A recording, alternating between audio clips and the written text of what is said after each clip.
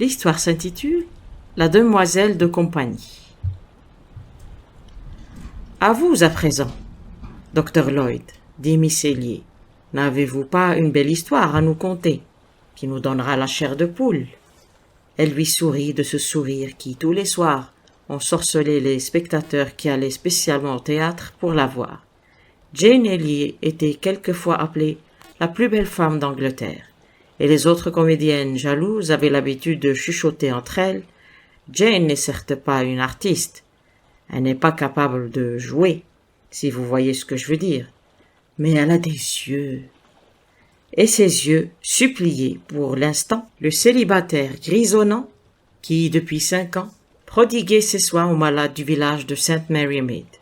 Le médecin tira inconsciemment sur son gilet, qui avait une fâcheuse tendance à remonter sur son estomac depuis quelque temps, et tourmenta sans pitié sa mémoire, à seule fin de ne pas décevoir la belle créature qui s'adressait à lui, d'une manière aussi confiante. « Je sens, reprit Jane d'un ton rêveur, que j'aimerais me plonger dans le crime jusqu'au cou ce soir. »« Magnifique, magnifique !» s'écria le colonel Bantry, son hôte, en éclatant d'un grand rire jovial. « Qu'en dites-vous, Dolly ?» Sa femme, ainsi appelée, à ses devoirs de maîtresse de maison, elle était en train de penser à ses semis de printemps pour ses plates-bandes, approuva avec enthousiasme. « C'est magnifique, bien sûr, dit-elle sans trop savoir de quoi il retournait. « Vraiment, ma chère, s'étonna Miss Marple, lueur amusée dans le regard.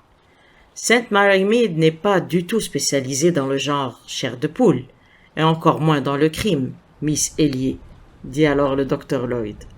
Vous m'étonnez, prononça d'un ton sérieux Sir Henry Clintoning, en se tournant vers Miss Marple.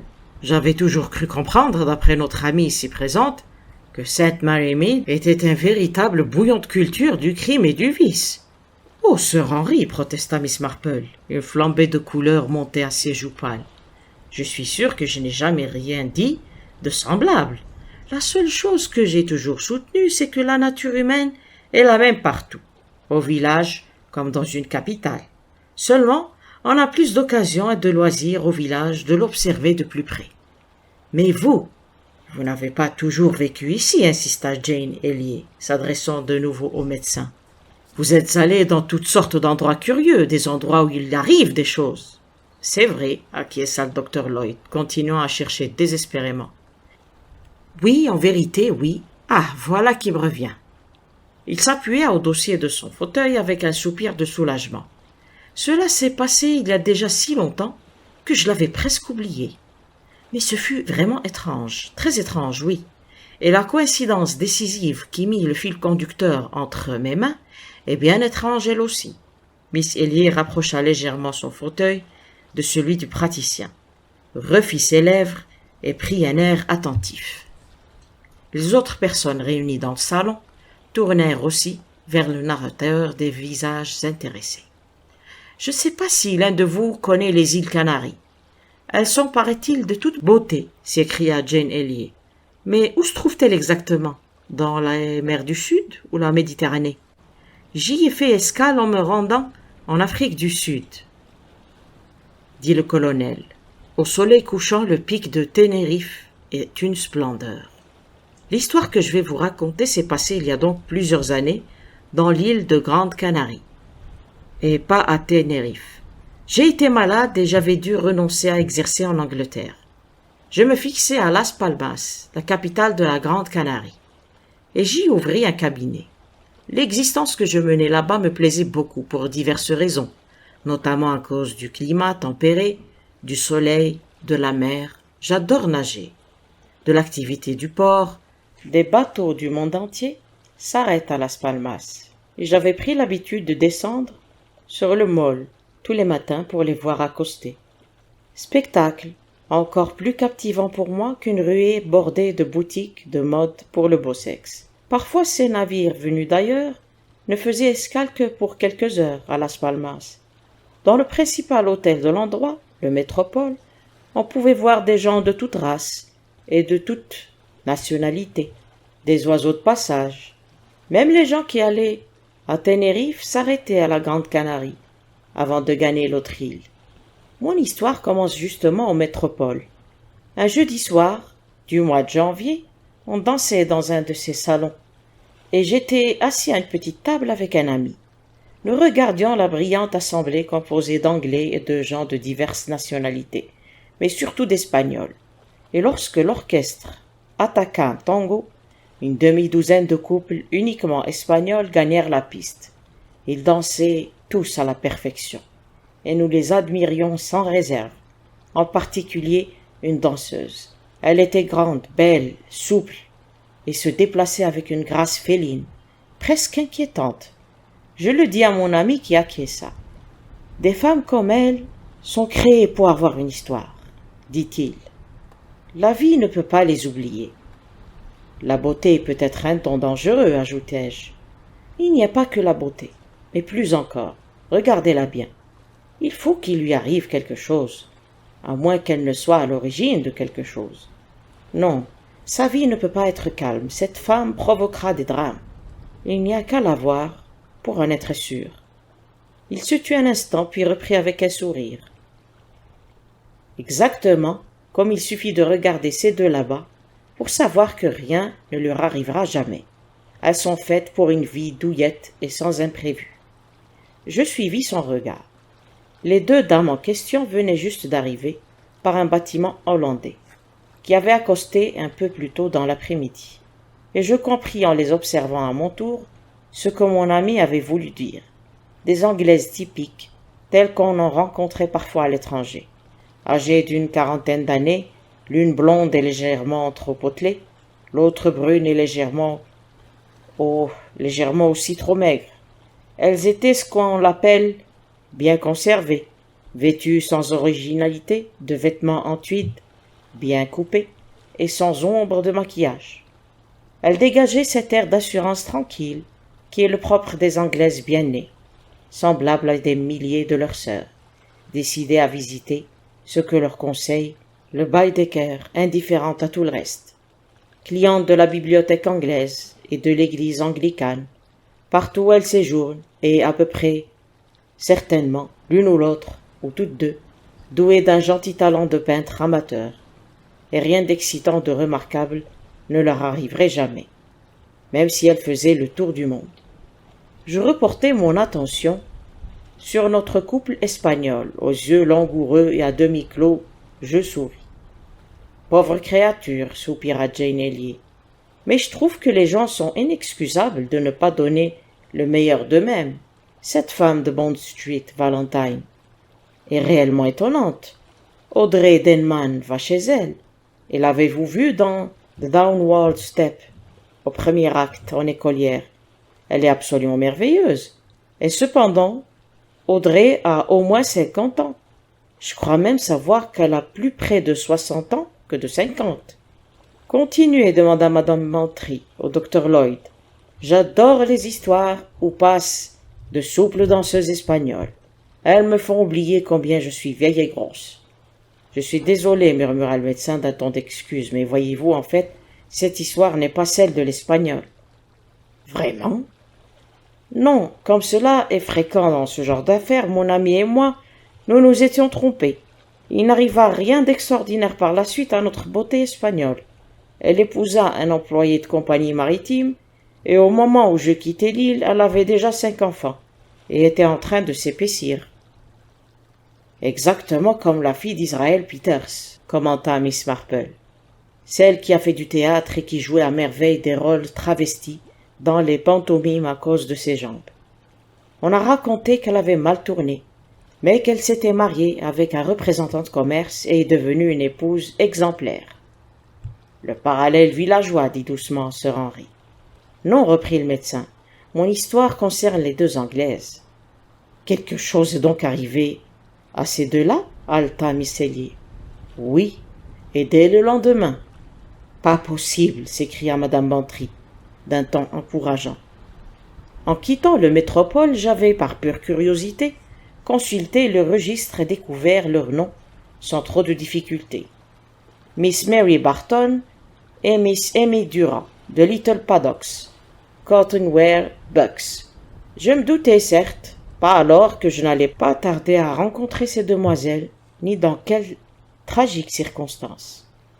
Quelques amis et moi, nous avions organisé un pique-nique pour le lendemain. Nous devions traverser l'île en voiture et déjeuner dans un endroit qui s'appelait, pour autant que je m'en souvienne, c'est si loin, Las Nieves. C'était une baie bien abritée où nous pouvions nous livrer au plaisir du bain. Le programme s'exécuta point par point. Sauf que nous partîmes plus tard que prévu, de sorte que nous nous arrêtâmes en cours de route pour pique-niquer et que nous arrivâmes à Las Nieves que pour nous baigner avant le thé. En approchant de la plage, nous fûmes surpris par l'agitation extraordinaire qui y régnait. Toute la population du petit village semblait s'être rassemblée sur le rivage, et dès que les gens nous aperçurent, ils se ruèrent sur la voiture et commencèrent à parler avec volubilité. Notre espagnol n'était pas très bon, et il me fallut plusieurs minutes pour les comprendre. Deux Anglaises complètement folles, disaient-ils, avaient voulu se baigner, et l'une d'elles, trop téméraire, s'était tout à coup trouvée en difficulté. L'autre était partie à son aide, mais ses forces l'avaient trahie, et elles se seraient noyées toutes les deux si un homme ne s'était pas jeté dans un bateau pour leur porter secours. Mais il était arrivé trop tard pour sauver la première, qui l'avait ramenée inanimée. Dès que j'eus compris de quoi il retournait, fendant la foule, je me précipitai vers la noyée. Je ne reconnus pas tout de suite mes compatriotes. La femme potelée en maillot de bain noir et bonnet de bain vert n'éveilla aucun souvenir dans ma mémoire. À l'instant où elle leva un regard anxieux vers moi, elle s'était agenouillée à côté du corps de son ami, tentant quelques mouvements maladroits de respiration artificielle. Lorsque je lui dis que j'étais médecin, elle poussa un soupir de soulagement et je lui ordonnai d'aller se sécher et de se changer dans une maison du pays. L'une de mes amies l'accompagna pendant que j'essayais en vain de ranimer la noyée. Je rejoignis les autres dans la cabane de pêcheurs où je reconnus alors, dans la survivante, maintenant habillée, l'une des Anglaises arrivées le soir précédent. Elle apprit la triste nouvelle avec un grand calme, et il était évident que l'horreur de cette tragédie elle avait secoué au point d'annihiler tous ses réflexes. « Pauvre Amy, répétait-elle. Elle avait tellement rêvé de se baigner ici. Elle était si bonne nageuse. Je n'y comprends rien. Qu'en pensez-vous, docteur? Une crampe peut-être. Dites-moi exactement ce qui s'est passé. Nous avions nagé toutes les deux pendant une vingtaine de minutes et je proposais de rentrer. Mais Amy a voulu retourner encore une fois à l'eau. Soudain, je l'ai entendue appeler au secours. Je suis parti aussi vite que j'ai pu. Elle surnageait lorsque je l'ai rejointe. Mais elle s'est accrochée à moi si désespérément que nous avons coulé ensemble. Et s'il n'avait pas eu cet homme, je me serais noyé moi-même aussi. C'est souvent ce qui se produit, répondis-je. Il est toujours très difficile de sauver quelqu'un qui se noie. Dire que nous avons débarqué hier et que nous nous réjouissions tellement des petites vacances que nous devions passer dans ce beau pays ensoleillé, poursuivit Miss Barton. C'est vraiment terrible. Je lui demandai de plus amples renseignements sur la morte, en lui expliquant que je ferais tout mon possible pour lui rendre service. Mais les autorités espagnoles réclameraient notamment des précisions d'état civil. Elle me les donna assez volontiers. La morte, Miss Amy Durand, était sa demoiselle de compagnie depuis 5 mois. Elle s'entendait très bien, mais Miss Durand lui avait très peu parlé de sa famille. Devenue orpheline très jeune, elle avait été élevée par un oncle. Elle gagnait sa vie depuis l'âge de 21 ans. Et voilà, acheva le docteur. Il se tut, puis répéta d'un ton qui laissait supposer que son histoire était achevée. Et voilà. Je ne comprends pas, protesta aussitôt Jane Elliot. C'est tout. Je veux dire, c'est une chose bien tragique, une noyade, mais enfin, ce n'est pas très énigmatique. Je suppose qu'il y a une suite, dit Sir Henry. Oui, bien entendu, voyez-vous, au moment de l'accident, il s'était produit une chose curieuse.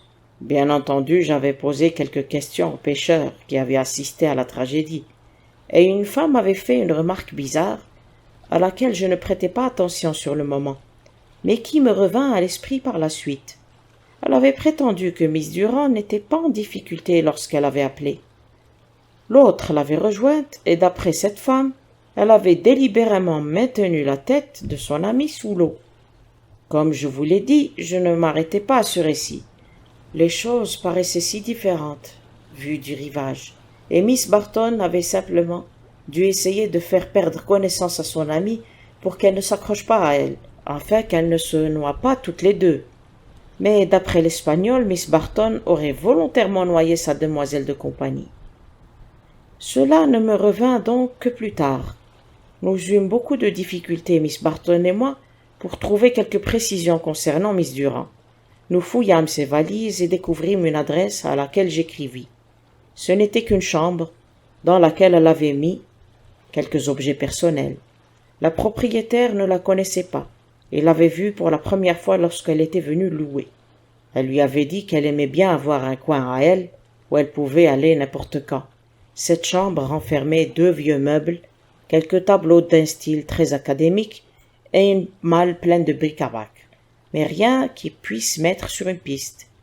Elle avait encore dit à la propriétaire que son père et sa mère étaient morts aux Indes lorsqu'elle était enfant, et qu'elle avait été élevée par un oncle pasteur, sans préciser qu'il était le frère de son père ou de sa mère, de sorte que je ne fus pas plus avancé. Sans être mystérieux, ce n'était pas satisfaisant. Mais il y a beaucoup de femmes seules, fières et discrètes. Dans ses bagages à Las Palmas, nous avions trouvé 2 photographies, vieilles et très pâlies, dont le passe-partout avait été coupé, de sorte que le nom du photographe avait sauté, et aussi un vieux daguerréotype qui représentait sans doute sa mère ou plutôt sa grand-mère. Lorsqu'elle s'était présentée à Miss Barton, elle lui avait montré 2 lettres de référence. Celle-ci se souvint, après avoir longtemps réfléchi, de l'un des noms, celui d'une dame qui vivait désormais en Australie. Elle lui écrivit. La réponse mit longtemps à lui parvenir. Et je puis dire que lorsqu'elle arriva, elle ne fut d'aucun secours. Miss Durand avait été pour elle une dame de compagnie tout à fait délicieuse et très utile, ce qui n'apportait aucune lumière sur sa vie privée et ses relations. Il n'y avait donc rien dans tout ceci que de très banal, et je me sentais cependant de plus en plus mal à l'aise en évoquant cette noyade, pour 2 raisons surtout. Cette morte dont on ignorait tout et l'étrange affirmation de l'Espagnol, il s'en ajoutait même à la réflexion une 3e, le regard lourd d'anxiété voire d'angoisse que Miss Barton avait jeté sur moi lorsqu'elle s'éloignait et que je restais auprès de la noyée essayant désespérément de la réanimer. Cette inquiétude ne m'avait pas paru insolite à l'époque, mais tout à fait normale. C'était la détresse d'un cœur aimant à l'égard d'une amie en danger de mort.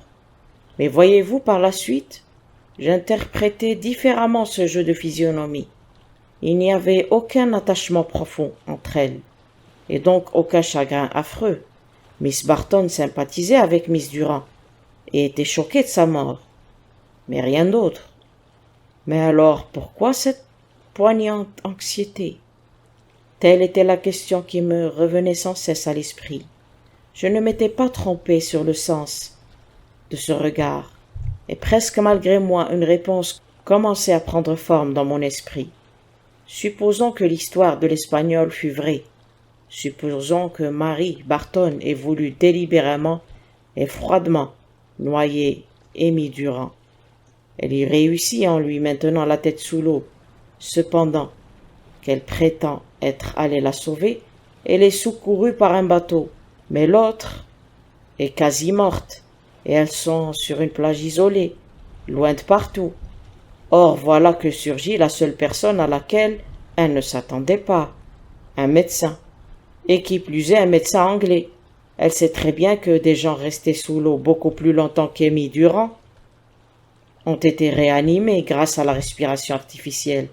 Mais elle doit jouer son rôle, s'éloigner, me laisser seule avec sa victime. Et comme elle se retourne, une poignante anxiété est peinte sur son visage.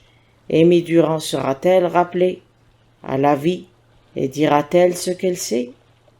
Oh, je frémis, murmura Jane Elliot. Vue sous cet aspect, toute l'affaire paraît encore plus sinistre, et la personnalité d'Amy Durand devient encore plus mystérieuse, continua le docteur Lloyd. Qui était-elle? Qu'était cette insignifiante demoiselle de compagnie pour être assassinée par sa patronne? Quelle histoire se cachait derrière cette baignade tragique? Amy Durand n'était au service de Mary Barton que depuis quelques mois, et celle-ci l'avait amenée avec elle à l'étranger. Or, dès le lendemain de leur arrivée, la tragédie survenait. Et dire que c'étaient deux Anglaises raffinées est tout à fait classique. Toute l'affaire était fantastique, si fantastique que je devais être le jouet de mon imagination. « Et n'avez-vous rien fait alors ?» demanda Miss Elliot. « Ma chère petite demoiselle, que pouvais-je faire? Il n'y avait aucune preuve, la majorité des témoins oculaires donnaient la même version que Miss Barton, et mes propres soupçons se reposaient que sur une expression fugace que j'avais peut-être cru voir ou mal interprétée. La seule chose que je pouvais et devais faire était de continuer à rechercher des parents ou des familiers de Miss Durand. Lorsque je revins en Angleterre, j'allais voir la propriétaire de sa chambre, et je vous l'ai déjà dit, sans plus de résultats. Mais vous sentiez que quelque chose n'allait pas, dit Miss Marple. Le docteur Lloyd inclina affirmativement la tête. J'en étais presque honteux. De quel droit soupçonnais-je cette Anglaise de parfaite éducation des crimes abominables, froidement conçus? Je fis de mon mieux pour être aussi aimable que possible avec elle, durant les jours qu'elle resta dans l'île. Je l'assistai auprès des autorités espagnoles, et fis tout ce qu'un Anglais aurait fait à l'étranger pour aider une compatriote. Et pourtant j'étais convaincu qu'elle savait que je la soupçonnais, et que j'avais de l'antipathie pour elle. « Combien de temps resta-t-elle » demanda Miss Marple. « Une quinzaine, me semble-t-il. Miss Durand fut enterrée dans l'île, et Miss Barton prit un bateau à destination de l'Angleterre une dizaine de jours plus tard. Le choc l'avait trop bouleversée, dit-elle, pour passer l'hiver aux Grandes Canaries, comme elle l'avait projeté. »« Semblait-elle vraiment bouleversée » demanda Miss Marple. Le médecin hésita. « Eh bien, il y avait tout au moins quelque chose de changé dans son aspect extérieur, répondit-il d'un ton circonspect. « N'aurait-elle pas par hasard légèrement grossi » suggéra Miss Marple. « Mais c'est curieux que vous me demandiez cela. Maintenant que je réfléchis à nouveau à ces événements, je crois que vous avez raison. Elle, oui, elle semblait avoir pris un peu de poids. »« Quelle horreur !» gémit Jane Elliot en frissonnant. « C'est comme si on s'engraissait du sang de sa victime. Et cependant, d'autre part, pour être loyal envers elle, je dois souligner que la veille de son départ, elle fit une remarque qui orientait l'affaire vers une toute autre direction. Je supposais que sa conscience s'éveillait lentement, très lentement, à l'horreur de l'acte qu'elle avait commis. Miss Barton m'avait demandé de passer la voir.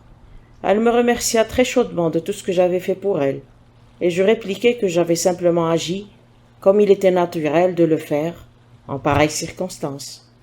Un silence tomba, puis brusquement, elle me posa une question. « Pensez-vous, me dit-elle, que les gens ont parfois le droit de se faire justice eux-mêmes » Je répliquai qu'il était assez difficile de répondre, mais qu'en gros, je ne le pensais pas. La loi était la loi et l'on devait la respecter. Même lorsqu'elle est impuissante, je ne comprends pas très bien. C'est difficile à expliquer, mais ne croyez-vous pas que quelqu'un peut être amené par les circonstances et pour une raison tout à fait légitime à faire quelque chose de mal, quelque chose qui peut être même considéré comme un crime? Je répliquai sèchement que bien des criminels devaient avoir ce genre de raisonnement pour se justifier à leurs propres yeux. Et elle se rejeta en arrière. « Mais c'est horrible, horrible, murmura-t-elle. Puis, changement de ton, elle me demanda de lui donner une drogue pour dormir, car elle n'arrivait plus à se reposer depuis, elle hésita, depuis ce terrible choc. « Vous êtes sûr que c'est cela? Il n'y a rien qui vous tourmente? Rien dans votre esprit? » « Dans mon esprit? Que pourrais-je avoir dans mon esprit ?» Elle avait répliqué d'une voix emportée et soupçonneuse. « L'inquiétude est une cause d'insomnie parfois, répliquai-je d'un ton léger. Elle parut réfléchir un moment. « Vous voulez dire s'inquiéter à propos de l'avenir ou à propos du passé ?» Les deux. Il ne servirait à rien de se tourmenter à propos du passé puisqu'il est impossible de le ressusciter. Oh, et puis à quoi cela sert-il? On ne peut pas savoir. On ne peut pas savoir. Je lui ordonnai un léger somnifère et lui dis adieu. En m'éloignant, les mots qu'elle avait prononcés, on ne pourrait le ressusciter, me revinrent en mémoire. Quoi? Ou qui? Je pense que d'une certaine manière, cette dernière entrevue me prépara à la suite. Je ne m'y attendais bien entendu pas du tout, mais lorsqu'elle arriva, je ne fus pas surpris parce que, voyez-vous, pendant cette conversation, Mary Barton m'était apparue comme une femme scrupuleuse, pas une pécheresse veule, mais une femme ayant des convictions, les respectant et incapable d'y renoncer tant qu'elle resterait ancrée en elle. J'imaginai qu'au cours de cette dernière conversation, elle avait commencé à douter d'elle. Ses paroles laissaient peut-être deviner que pour la première fois, elle ressentait la morsure de ce terrible tourmenteur de l'âme, le remords. L'événement se produisit en Cornouailles, sur une petite plage à peu près déserte à cette époque de l'année. Ce dut être au mois de mars, me semble-t-il, que je lus la nouvelle dans les journaux. Une dame était descendue dans un hôtel de l'endroit, une certaine Miss Barton, dont le comportement avait surpris tout le monde.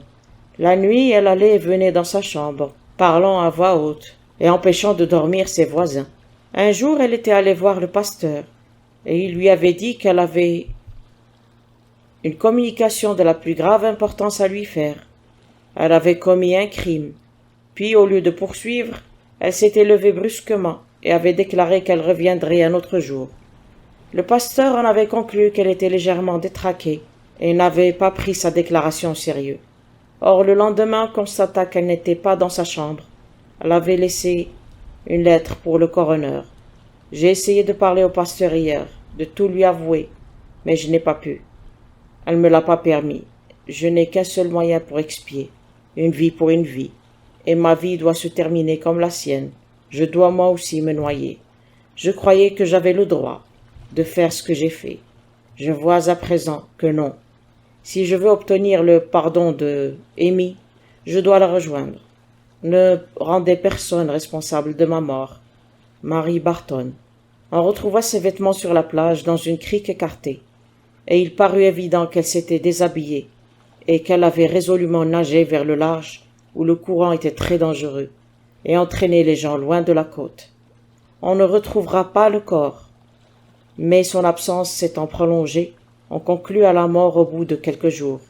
C'était une femme riche, sa fortune s'élevait à une centaine de milliers de livres, et comme elle était morte intestat, sa fortune allait à ses plus proches parents, les cousins qui vivaient en Australie. Les journaux firent une discrète allusion à la tragédie des Canaries, mettant la théorie que la mort de Miss Durand avait dérangé le cerveau de son amie. L'enquête conclut au suicide commis au cours d'une crise de folie accidentelle, et le rideau tomba ainsi sur la tragédie d'Amy Durand et de Mary Barton. Il y eut un long silence, puis Jane Elliot poussa un soupir profond.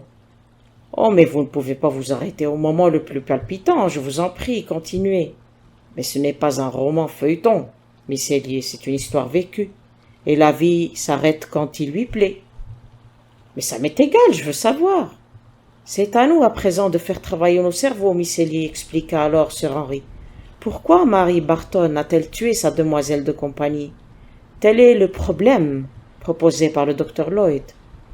Ma foi, elle a pu la tuer pour toutes sortes de raisons, je veux dire, après tout, je n'en sais rien.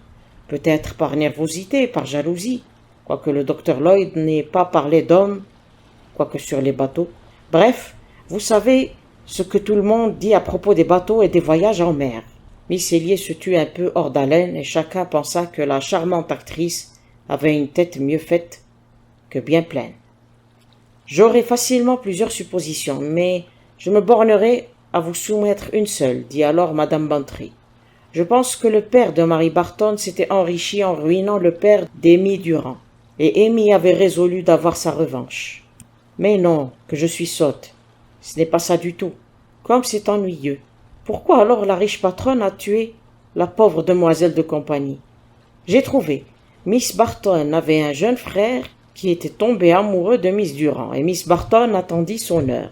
Amy perdit son rang social et Mary l'engagea comme demoiselle de compagnie.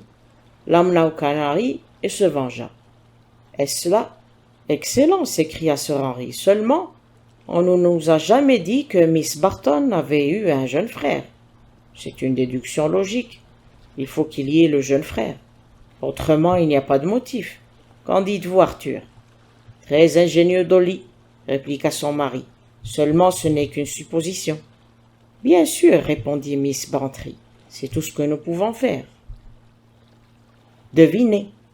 Nous n'avons aucun fil conducteur. À vous, mon cher, qu'est-ce que vous proposez? Je ne sais que dire, mais je crois qu'il y a quelque chose dans la suggestion de Miss Elliot. Il y avait peut-être un homme. Écoutez, Dolly, pourquoi pas un pasteur? Chacun lui avait brodé, disons, une chape, et il a mis d'abord celle de Miss Durand. Tout est venu d'une bêtise comme celle-là. Souvenez-vous que la survivante a été trouvée, un pasteur avant d'en finir. On voit bien ça souvent. Et je vais vous proposer une explication un peu plus subtile, si vous le voulez bien. Quoique ce ne soit qu'une hypothèse, bien entendu, dit alors Sir Henry. À mon avis, Miss Barton avait toujours eu l'esprit un peu dérangé. Il y a plus de gens dans ce cas qu'on l'imaginerait. Sa folie s'aggravant, elle se mit à croire qu'il lui appartenait de faire disparaître un certain nombre de gens de la surface du globe. Pour commencer, les femmes ayant eu des malheurs, et on ne sait bien évidemment rien du passé de Miss Durand. Mais il n'est pas impossible qu'elle ait eu un passé, des malheurs. Miss Barton l'a appris et décida de la supprimer. Plus tard, la légitimité de son geste commença à lui paraître moins évidente. Elle est troublée et bourrelée de remords. Et sa fin prouve bien qu'elle était tout à fait folle. Miss Marple, êtes-vous d'accord avec moi? Je crains bien que non, répliqua la vieille demoiselle en s'excusant d'un sourire. Je suis plutôt tentée de croire que sa fin a été celle d'une personne très intelligente et pleine de ressources. Jane Elliot poussa un petit cri. « Oh! J'ai été absolument stupide. Puis-je encore faire une suggestion? » Bien sûr, ça a dû être cela, un chantage. La demoiselle de compagnie avait voulu la faire chanter. Seulement, je ne vois pas pourquoi Miss Marple dit que ce fut intelligent de sa part de se tuer. Je ne le vois pas du tout. Ah, voilà, c'est parce que Miss Marple connaît un cas analogue à Sainte-Marie-Mead, répliqua Sir Henry. Vous vous moquez toujours de moi, Sir Henry, reprocha doucement cette dernière. Mais il est vrai que cette affaire me rappelle un peu la vieille Madame Trout, qui touchait la retraite des vieux pour 3 femmes mortes dans des villages différents. Voilà un délit qui me semble aussi ingénieux que compliqué. Mais je ne vois pas qu'il jette beaucoup de lumière sur le problème qui nous intéresse. Non, évidemment, répliqua Miss Marple. Vous ne pouvez pas comprendre. Mais plusieurs de ces familles étaient pauvres et la pension était d'un grand secours pour les enfants. Je sais qu'il est difficile de comprendre pour quelqu'un qui n'est pas d'ici, mais ce que je voulais dire réellement, c'était que toute l'affaire tournait autour d'une vieille femme semblable à n'importe quelle autre vieille femme. Et, dit Sir Henry, perplexe, je m'explique toujours aussi mal. Ce que je veux dire, c'est que lorsque le docteur Lloyd a décrit au début de son récit les 2 dames, il ignorait laquelle était laquelle, et je suppose que personne ne le savait dans l'hôtel. On l'aurait su, évidemment, au bout de 1 ou 2 jours, mais dès le lendemain, l'une d'elles s'était noyée, et la survivante déclarant s'appeler Miss Barton. Il ne vint à l'esprit de personne que ce n'était pas vrai. Vous croyez? Oh, je vois, dit lentement Sir Henry. C'est la seule explication logique, et la chère Madame Bantry l'a d'ailleurs effleurée il y a un instant. Pourquoi la riche patronne aurait-elle tué la pauvre demoiselle de compagnie? Il est beaucoup plus probable que ce fût le contraire. Je veux dire que ce fut exactement ce qui eut lieu. Vraiment? Dit Sir Henry. Vous me laissez sans parole. Mais naturellement, continua Miss Marple, il fallait qu'elle mette les vêtements de Miss Barton, et ils étaient un peu étroits pour elle, d'où le fait qu'elle a paru un peu plus forte au docteur Lloyd. C'est pour ça que je lui ai posé la question. Un homme devait penser qu'elle avait grossi, et non pas que les vêtements étaient trop justes pour elle, quoique ce ne soit pas exactement ainsi qu'il faille présenter les choses. Mais si c'est Amy Durand qui a tué Miss Barton, qu'est-ce que ce crime lui a rapporté? Demanda Madame Bantry. L'illusion ne pouvait durer bien longtemps. Aussi, s'y est-elle astreinte que durant 1 mois, rappela Miss Marple. Et pendant tout ce temps, je me doute qu'elle a voyagé en se tenant à l'écart de tous les lieux. On l'aurait pu la reconnaître. C'est ce que je voulais dire en remarquant qu'une dame d'un certain âge ressemble à n'importe quelle dame du même âge. Je ne pense pas que l'on ait fait attention à sa photographie, collée sur le passeport. Vous savez ce que sont les passeports. Et puis, au mois de mars, elle s'est rendue dans une petite station de Cornouailles où elle s'est comportée tout de suite de façon excentrique, propre à la faire remarquer, de sorte que lorsque les gens ont trouvé ses vêtements sur la plage et que l'on a pris connaissance de sa lettre, nul n'a pensé à la conclusion logique. Qui était? Questionna Sir Henry. Pas de cadavre, répliqua Miss Marple d'un ton ferme. C'est ce qui aurait dû nous frapper tout de suite. S'il n'y avait eu toutes ces diversions, y compris l'idée de folie et de remords, pas de cadavre.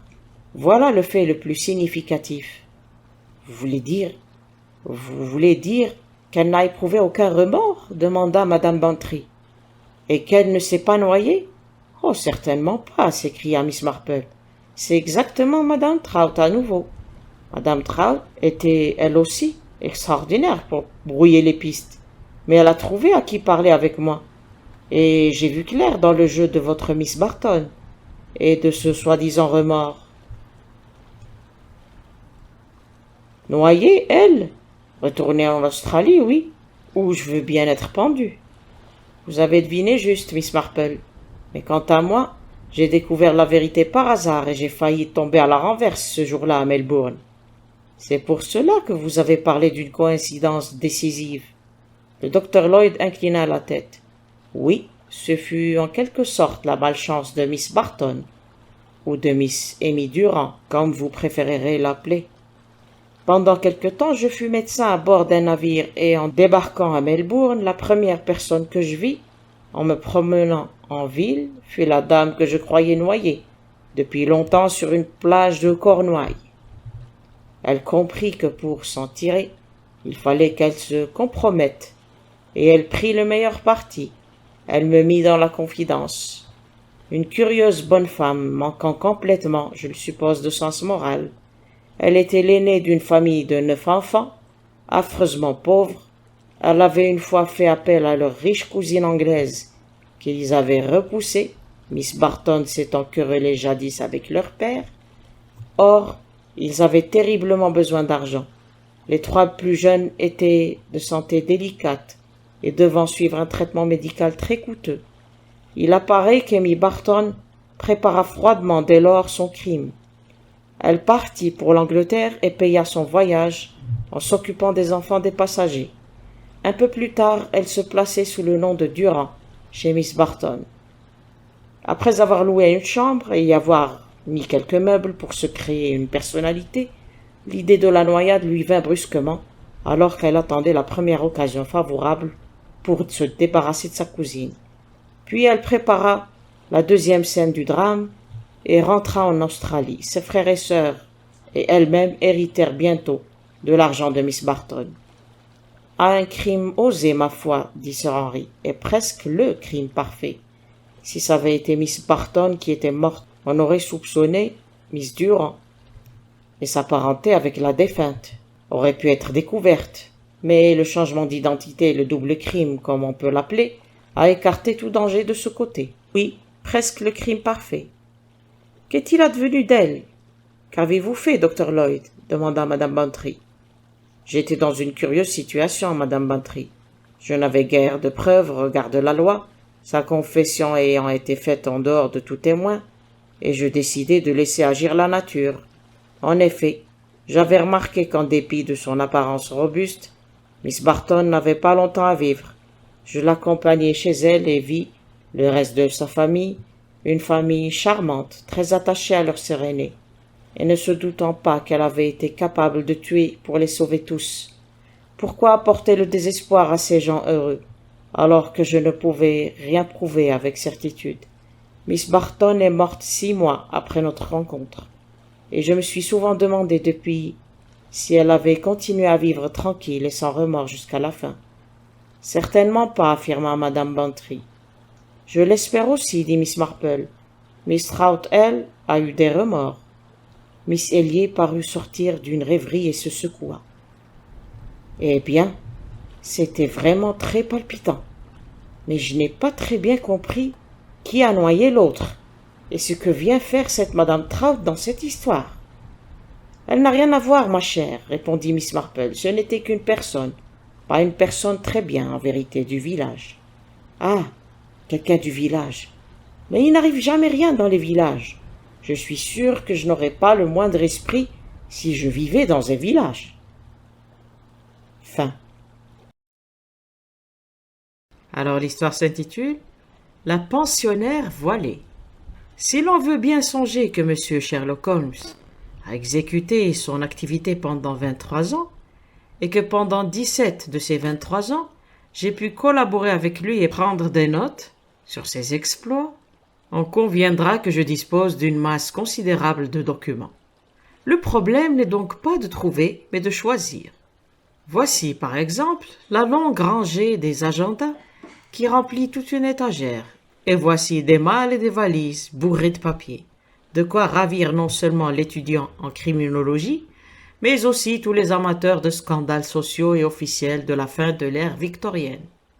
Mais que se rassurent les auteurs de lettres angoissées, qui nous supplient de ne pas compromettre l'honneur de leur famille ni la réputation des aïeux célèbres, ils n'ont rien à craindre. La discrétion et le sentiment élevé de ses devoirs professionnels, qui ont toujours animé mon président, à notre choix, aucun abus de confiance ne sera commis. Toutefois, je désapprouve formellement de récentes tentatives en vue de s'emparer et de détruire ces papiers. Je connais leur origine, je suis autorisé par M. Holmes à déclarer que si elle se renouvelle, toute l'histoire du politicien, du phare et du cormoran sera livrée à la curiosité du public. À bon entendeur, salut. Il serait déraisonnable de supposer que chacune des affaires que traita Holmes lui fournit l'occasion de déployer les dons exceptionnels d'intuition et d'observation que je me suis efforcé de mettre en lumière. Tantôt il devait se donner beaucoup de mal pour cueillir le fruit, tantôt il n'avait qu'à se baisser pour le ramasser. Mais c'est souvent dans les affaires qui le mirent le moins en évidence que nous entrevîmes des tragédies humaines particulièrement terribles. Je vais en analyser une. J'ai légèrement modifié les noms et les lieux, mais je rapporterai les faits sans rien y changer. Un matin de la fin de l'année 1896, je reçus un billet pressant de M. Holmes, réclamant ma présence à Baker Street. Quand j'arrivai, je le trouvai assis dans une atmosphère lourde de fumée et de tabac, en face d'une femme assez mûre qui avait le type conventionnel de la logeuse londonienne. « Voici Madame Merrilow, de South Brixton, c'est pas non ça mon ami. La fumée ne dérange pas Madame Merrilow. Aussi, Watson, si vous voulez vous livrer à ce vice abominable. Madame Merrilow a une histoire intéressante à nous conter. Et cette histoire peut fort bien avoir des développements à propos desquels votre présence serait utile. À votre disposition. Vous comprenez, Madame Merrilow, que si je vais voir Madame Ronder, je préfère avoir un témoin. Vous aurez à l'en persuader avant notre visite. Que Dieu vous bénisse, monsieur Holmes, s'écria la logeuse. Elle désire tant vous voir que vous pourriez vous faire accompagner de tout le quartier. Nous irons donc au début de l'après-midi. Voyons si nous possédons tous les éléments du problème. En repassant notre leçon, nous aiderions le docteur Watson à réaliser la situation. Vous dites que Madame Ronder est votre pensionnaire depuis 7 ans et que vous n'avez vu qu'une fois sa figure. Ça a été une fois de trop, monsieur Holmes. Elle était, je crois, horriblement abîmée. Mon Dieu, monsieur Holmes, on pourrait à peine dire que c'était une figure. Notre laitier l'a aperçue une fois, qui regardait par la fenêtre. Il en a laissé tomber son seau, et tout le lait s'est répandu dans le jardin. Voilà le genre de figure qu'elle a. Quand je l'ai vue, elle ne s'était pas doutée que j'entrais chez elle. Elle s'est rapidement couvert le visage et elle m'a dit « Maintenant, Madame Merrilow, vous comprenez enfin pourquoi je ne lève jamais mon voile. Connaissez-vous quelque chose sur son passé? Rien du tout. Quand elle est arrivée, vous a-t-elle fourni des références? Non, monsieur, mais elle m'a réglé comptant et une partie d'avance, sans discuter les conditions. Par les temps que nous vivons, une pauvre femme comme moi ne peut s'offrir le luxe de tourner le dos à une chance pareille. Vous a-t-elle dit pourquoi elle avait choisi votre maison? Ma maison est située assez loin de la route, et elle est plus isolée que beaucoup. Et puis je n'ai qu'une pensionnaire et suis sans famille. Je crois qu'elle en avait essayé d'autres et que la mienne lui a convenu davantage. C'est une sorte de retraite qu'elle recherche. Elle est disposée à payer pour l'avoir. Vous dites qu'elle n'a jamais montré son visage, sauf une seule fois, en une occasion fortuite. Eh bien, c'est assez extraordinaire. Je ne m'étonne pas que vous vouliez savoir de quoi il s'agit. Oh, ça m'est égal, monsieur Holmes. Moi, du moment que je reçois mon loyer, impossible de trouver un locataire plus tranquille et qui vous donne moins d'embarras. Alors, qu'est-ce qui vous a décidé? Sa santé, monsieur Holmes, elle dépérit. Et elle garde quelque chose de terrible dans la tête. C'est un meurtre, un assassinat, crie-t-elle. Et je l'ai entendu une fois, bête féroce, monstre, qu'elle criait. C'était la nuit. Sa voix se répercutait dans toute la maison. J'en avais des frissons. Alors je suis allé voir le lendemain et je lui ai dit, « Madame Rondeur, si vous avez quelque chose qui vous trouble l'âme, il y a le curé et il y a la police. De l'un des deux, vous devriez tirer assistance. » Elle m'a répondu, « Pour l'amour de Dieu, pas la police, et le curé ne pourrait rien changer au passé. » Et puis elle a ajouté, « Tout de même, je serais soulagée si quelqu'un connaissait la vérité, avant que je ne meure. » Alors j'ai dit, « Si vous ne voulez pas de la police officielle, il y a ce monsieur détective dont tout le monde parle. » Je vous demande pardon, monsieur Holmes, elle a sauté sur l'idée. C'est l'homme qu'il me faut. Comment n'ai-je pas pensé à lui avant? Faites-le venir, madame Merylo. Et s'il ne veut pas se déranger, dites-lui que je suis la femme de Rondeur, le dompteur. Dites-lui et communiquez-lui le nom d'Abbas Parva. Elle m'a écrit le nom et elle a conclu. Cela le fera venir, s'il est bien tel que je me le représente. Et j'irai, fit Holmes, très bien, madame Merylo. J'aimerais avoir une petite conversation avec le docteur Watson. Elle nous mènera jusqu'à l'heure du déjeuner. Vers 3 heures, nous serons chez vous, à Brixton. À peine notre visiteuse avait-elle quitté la pièce que Sherlock Holmes bondit avec une énergie farouche sur la pile des recueils de faits notables qu'il entassait par terre dans un coin. Pendant quelques minutes, le bruit des pages qu'il feuilletait emplit le salon. Un grognement de satisfaction m'apprit qu'il avait mis la main sur ce qu'il cherchait. Il était si énervé qu'il ne prit pas la peine de se relever. Il s'assit sur le plancher comme un étrange Bouddha, jambes croisées et entouré de gros livres, dont l'un était ouvert sur ses genoux. L'affaire à l'époque me tourmenta, Watson. Voici mes notes marginales qui sont là pour en témoigner. J'avoue que je n'ai rien pu en tirer, et pourtant j'étais convaincu que le coroner se trompait. Avez-vous gardé le souvenir de la tragédie d'Abbas Parva? Pas le moindre, Holmes. Et cependant, en ce temps-là, vous viviez avec moi. Mais mon impression personnelle a dû être très superficielle, puisqu'on n'a rien pu établir et que, d'ailleurs, aucune des parties n'avait loué mes services. Peut-être voudriez-vous lire les journaux. Si plutôt vous faisiez le point. Ce sera facile. Les faits vont vous revenir. Rondeur était un personnage connu, rival de Wombwell et de Sanger, l'un des plus grands directeurs de ménagerie en son temps. Mais il se mit à boire. Son cirque et lui étaient sur le déclin quand survint la tragédie. La troupe s'était arrêtée pour un soir à Abbas Parva, petit village du Berkshire. Elle se dirigeait vers Wimbledon, voyageait par la route. Et elle avait campé simplement sans monter un spectacle, car il y avait si peu d'habitants à Abbas Parva qu'elle n'aurait pas couvert les frais d'une représentation. Parmi les bêtes, il y avait un très beau lion d'Afrique du Nord, Sahara King. Rondeur et sa femme avaient l'habitude de l'exhiber dans sa cage. Voici une photographie prise au cours d'une représentation. Vous observez que Rondeur était un colosse très porcin, tandis que sa femme était remarquablement belle. L'enquête établit que Sahara King avait manifesté certaines velléités inquiétantes, mais selon la coutume, la familiarité avec les fauves entraîna une confiance excessive et ils ne tinrent pas compte de ces symptômes. Chaque nuit, Rondeur ou sa femme allaient nourrir le lion. Parfois l'un des deux y allait seul, parfois ils se dérangeaient tous les deux, mais jamais ils ne permirent à quelqu'un de les remplacer. Ils croyaient en l'effet que tant qu'ils seraient ses nourriciers, le lion les considérerait comme les bienfaiteurs et ne les molesterait jamais. Ce soir-là, il y a 7 ans, ils se rendirent tous deux dans la cage. Un accident épouvantable se produisit. Ces détails n'ont jamais été tout à fait éclaircis. Il semble que toute la caravane ait été réveillée vers minuit par les rugissements du fauve et les hurlements de la dompteuse. Les divers valets et employés se précipitèrent hors de leurs tentes avec des lanternes. Un spectacle affreux les attendait. Rondeur gisait, le crâne fracassé, avec de profondes traces de griffes en travers de son cuir chevelu.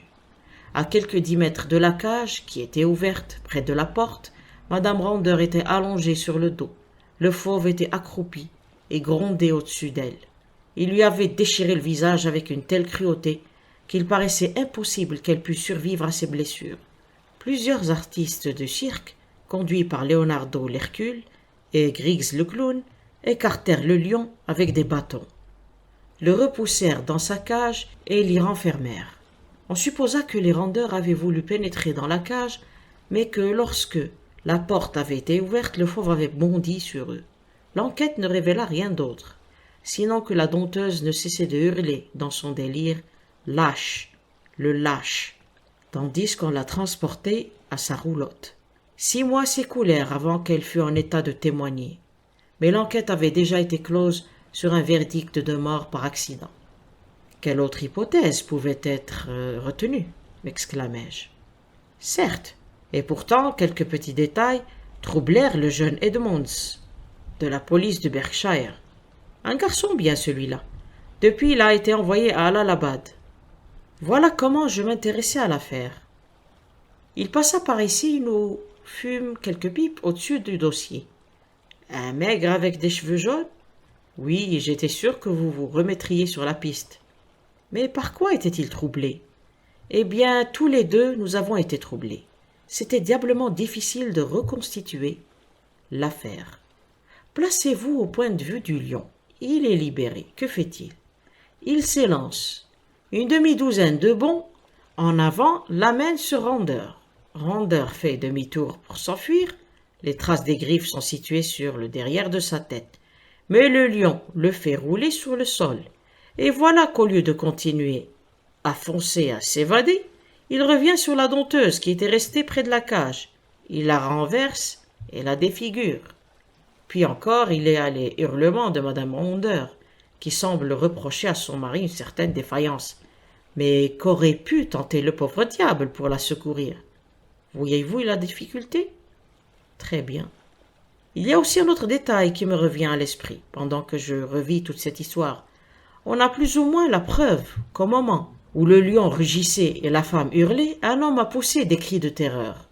Rondeur, sans doute. Ma foi, avec le crâne fracassé, il y avait peu de chance pour qu'on entendît sa voix.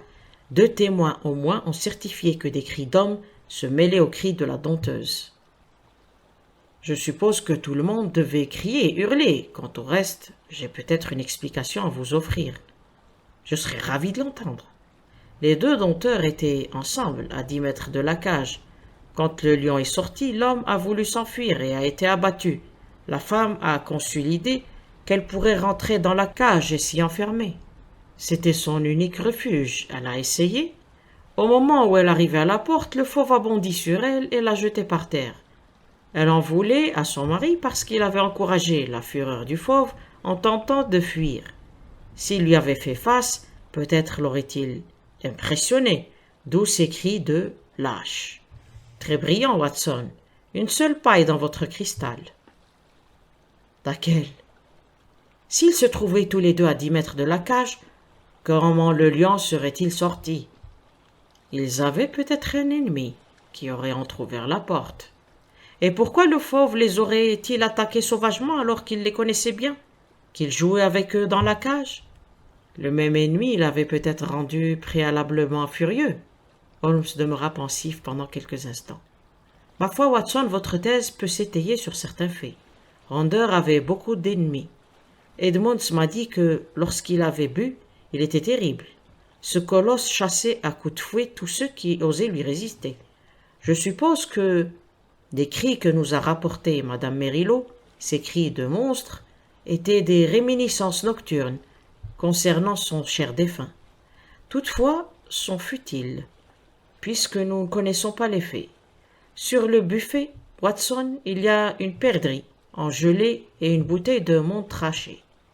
Restaurons nos énergies avant de faire appel à elle. Quand notre fiacre nous déposa devant la maison de Madame Merillo, la logeuse vint bloquer de sa silhouette majestueuse la porte de sa modeste demeure. Il était évident qu'elle craignait de perdre une pensionnaire intéressante. Aussi nous supplia-t-elle, avant de nous laisser monter, de ne rien dire ni faire qui pût aboutir à un résultat aussi affligeant. L'ayant rassurée, nous la suivîmes dans l'escalier, recouvert d'un méchant tapis, et elle nous introduisit chez sa locataire mystérieuse.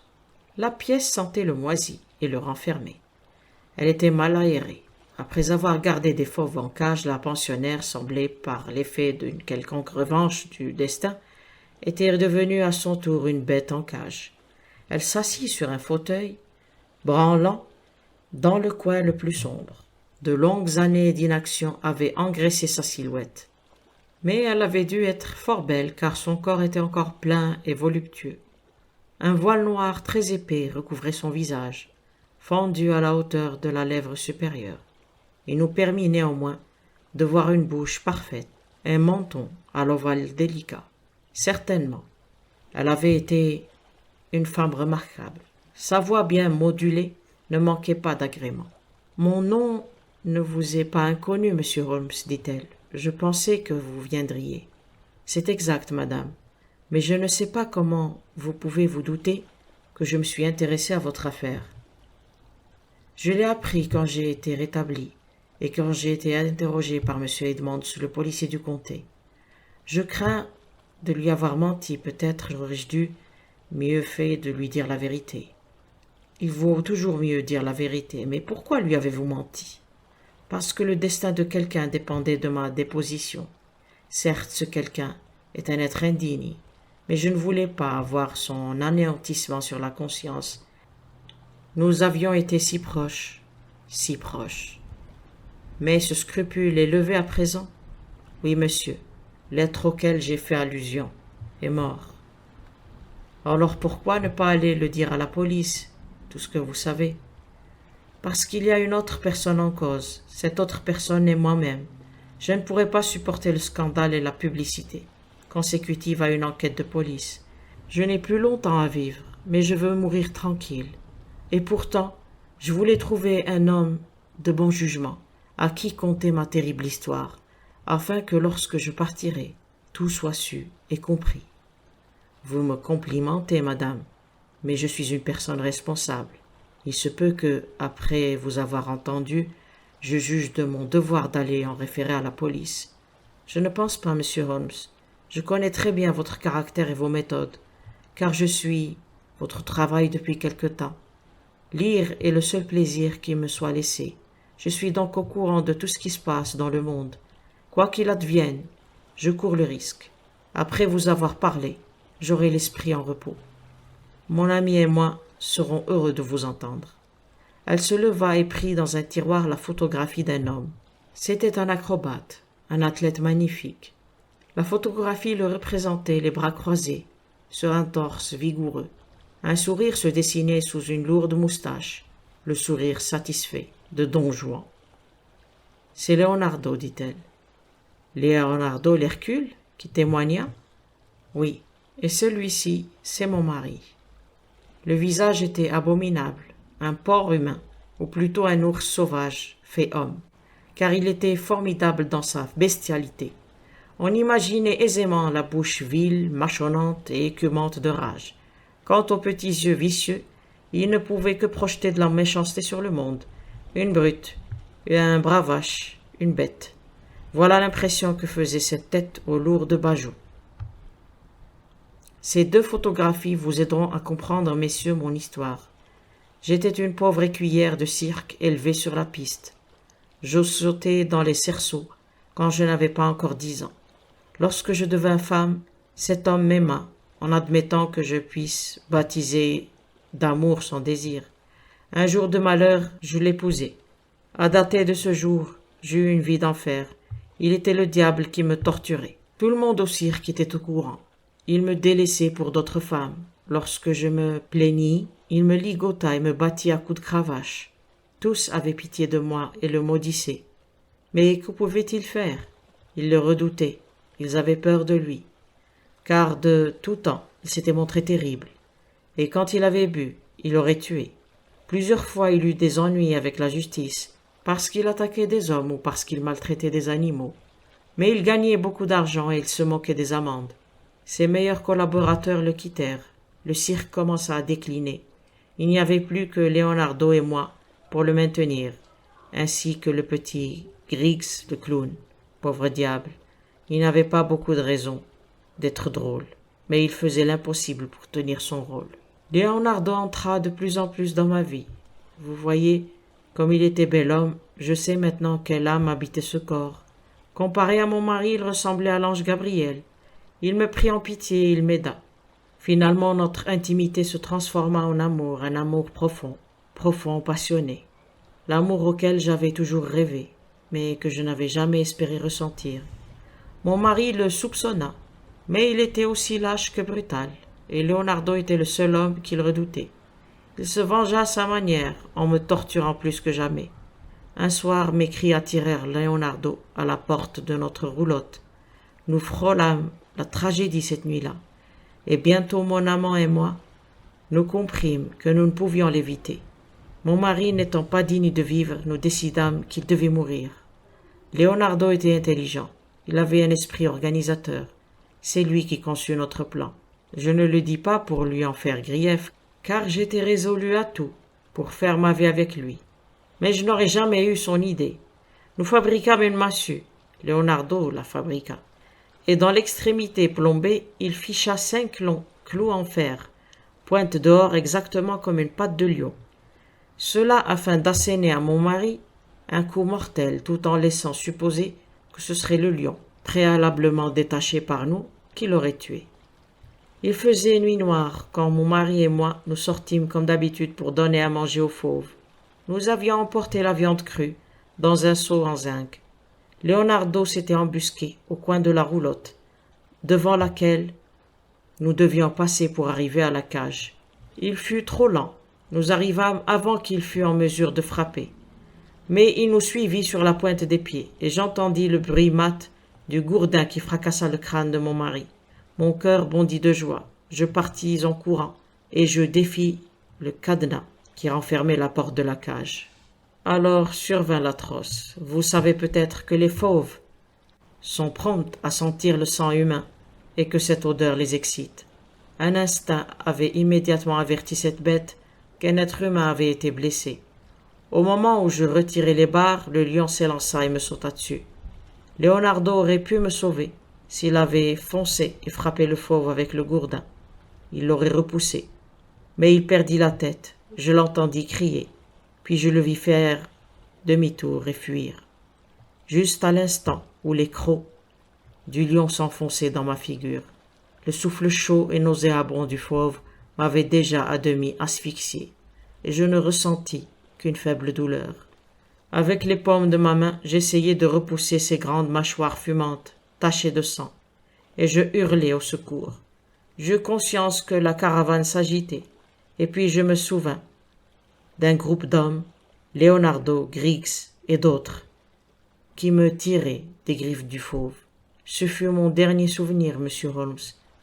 Pendant des mois abominables, quand je fus rétabli, je me regardais dans une glace, et alors je maudis ce lion. Oh, comme je le maudis.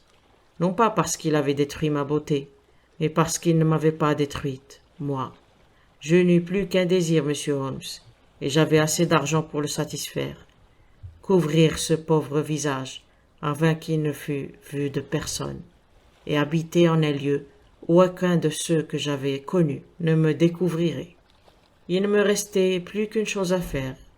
Je l'ai fait. Une misérable bête blessée qui a rampé jusqu'à son trou pour mourir, voilà la fin d'Eugénie à Rondeur. Nous demeurâmes quelque temps silencieux. Puis Holmes allongea son grand bras et lui caressa la main avec une force sympathie qui me surprit. « Pauvre femme, dit-il, les voies du destin sont vraiment impénétrables. S'il n'existe pas de compensation dans l'au-delà, alors le monde n'est qu'un jeu cruel. Mais qu'est devenu ce Leonardo? Jamais plus je ne l'ai revu. Jamais plus je n'ai entendu parler de lui. Peut-être ai-je eu tort d'éprouver une telle rancœur contre lui. Mais l'amour d'une femme ne se brise pas facilement. Il m'avait abandonné sous les griffes du lion. Il avait fui alors que je criais au secours. Pourtant, je n'ai pas été capable de l'envoyer à l'échafaud. Pour moi, je ne me souciais pas de ce qui pouvait m'arriver. Quoi de plus terrible que ma vie actuelle? Je me suis quand même interposé entre Leonardo et son destin. Et il est mort?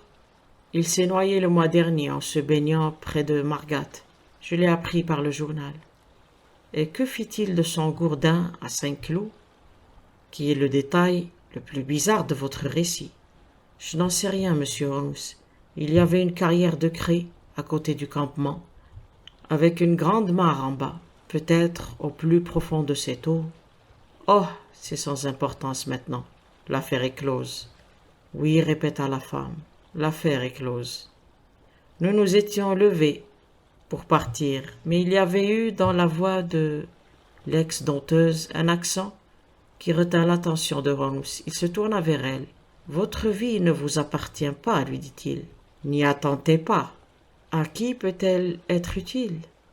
Comment pouvez-vous dire une chose pareille? L'exemple du malade qui souffre est la plus précieuse de toutes les leçons qui puissent être données à un monde impatient. » La réponse de madame Rondeur fut terrible. Elle leva son voile et s'avança vers la lumière du jour. « Je me demande si vous le supporteriez, dit-elle. C'était horrible.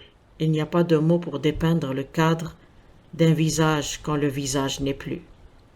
De très beaux yeux noirs, vivants, émergeaient tristement d'une ruine effroyable et ajoutaient à l'horreur de cette vision.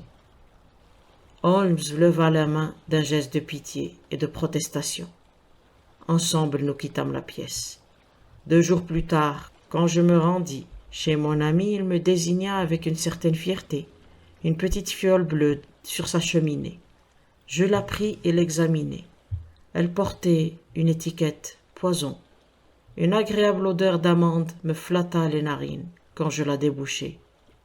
Acide prussique? Exactement, me répondit Holmes. Elle m'est arrivée par la poste. Je vous envoie ma tentation. Je suivrai votre conseil. Voilà quel message l'accompagnait. Je crois, Watson, que nous pouvons deviner le nom de la femme courageuse qui a fait le paquet. Fin. L'histoire s'intitule « Les péchés du prince Saradine ». Lorsque Flambeau quitta son bureau de Westminster pour prendre un mois de vacances, il loua un petit bateau à voile, si petit qu'il servait le plus souvent de canot à rame.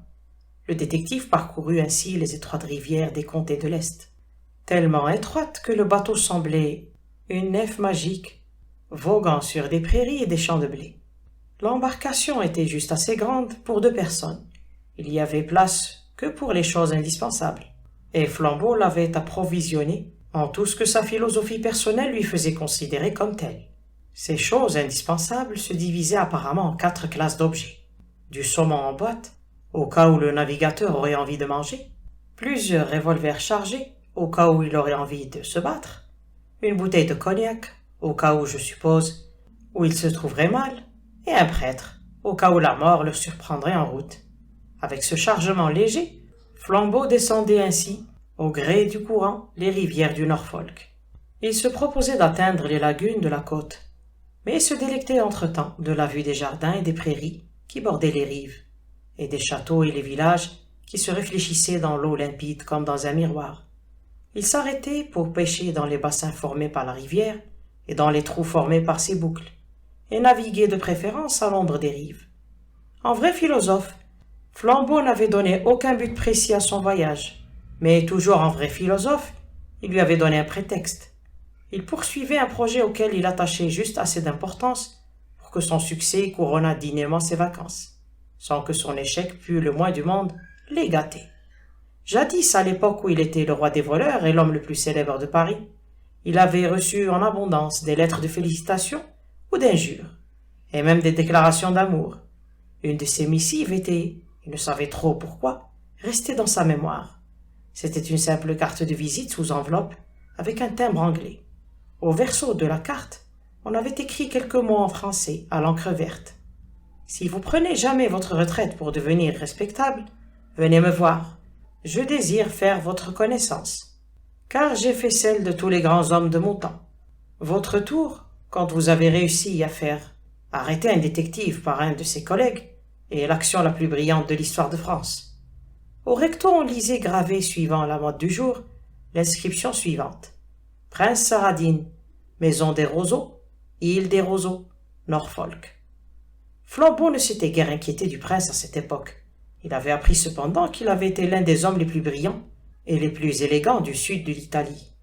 Il avait, disait-on, dans sa jeunesse, enlevé une femme mariée appartenant à la noblesse. Cette escapade, très fréquente dans la haute société, n'aurait pas laissé de traces s'il ne s'y était pas mêlé une deuxième tragédie, le suicide supposé du mari trompé, qui se serait jeté du haut d'un précipice en Sicile.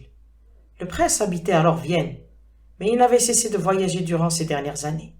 Lorsque Flambeau, suivant l'exemple du prince, renonça à sa célébrité européenne pour se retirer en Angleterre, il se dit que le moment était venu de surprendre cet éminent exilé dans les lagunes du Norfolk. Il ne savait pas le moins du monde s'il pourrait découvrir sa retraite, qui était en effet modeste et bien cachée.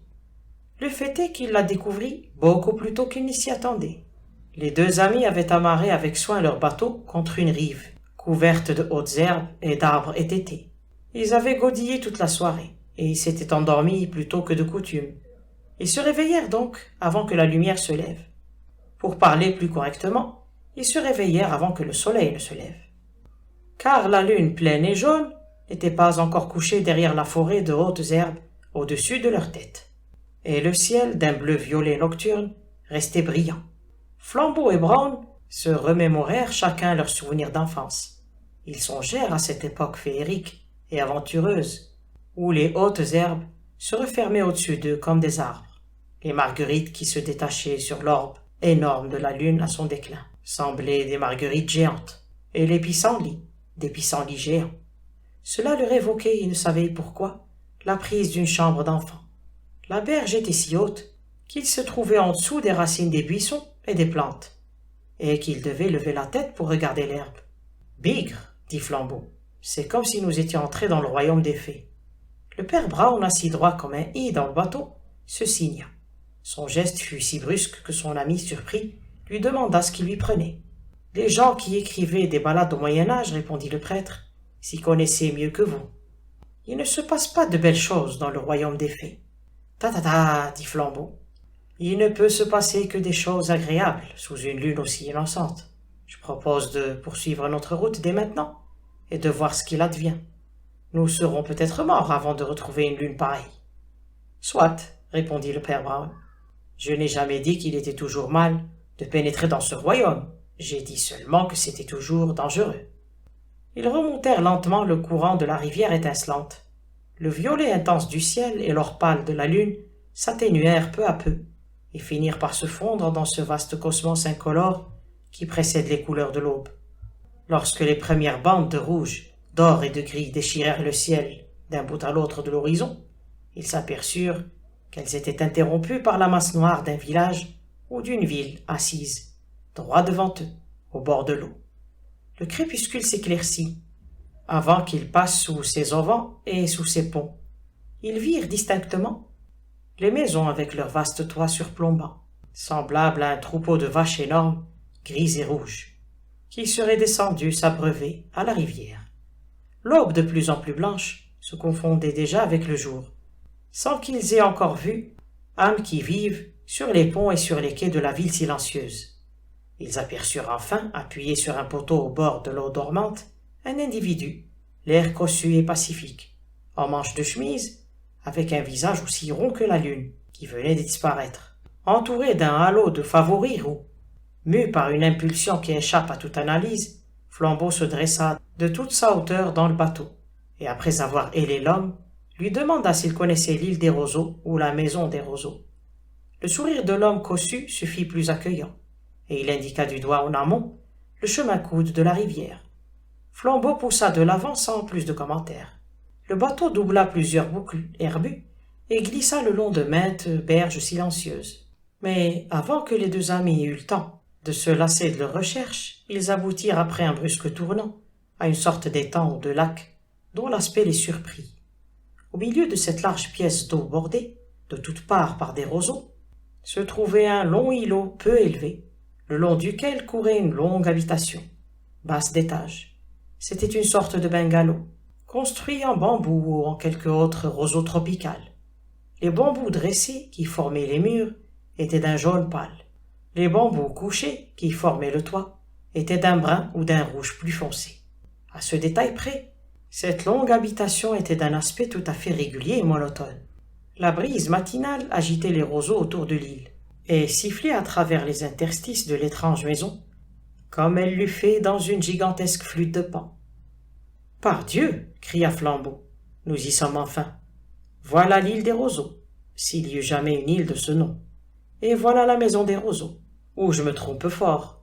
Je crois que ce gros homme, avec ses favoris, était un elfe. » « Peut-être, remarqua le père Brown d'un ton impartial. Mais si c'était un elfe, c'était un mauvais elfe.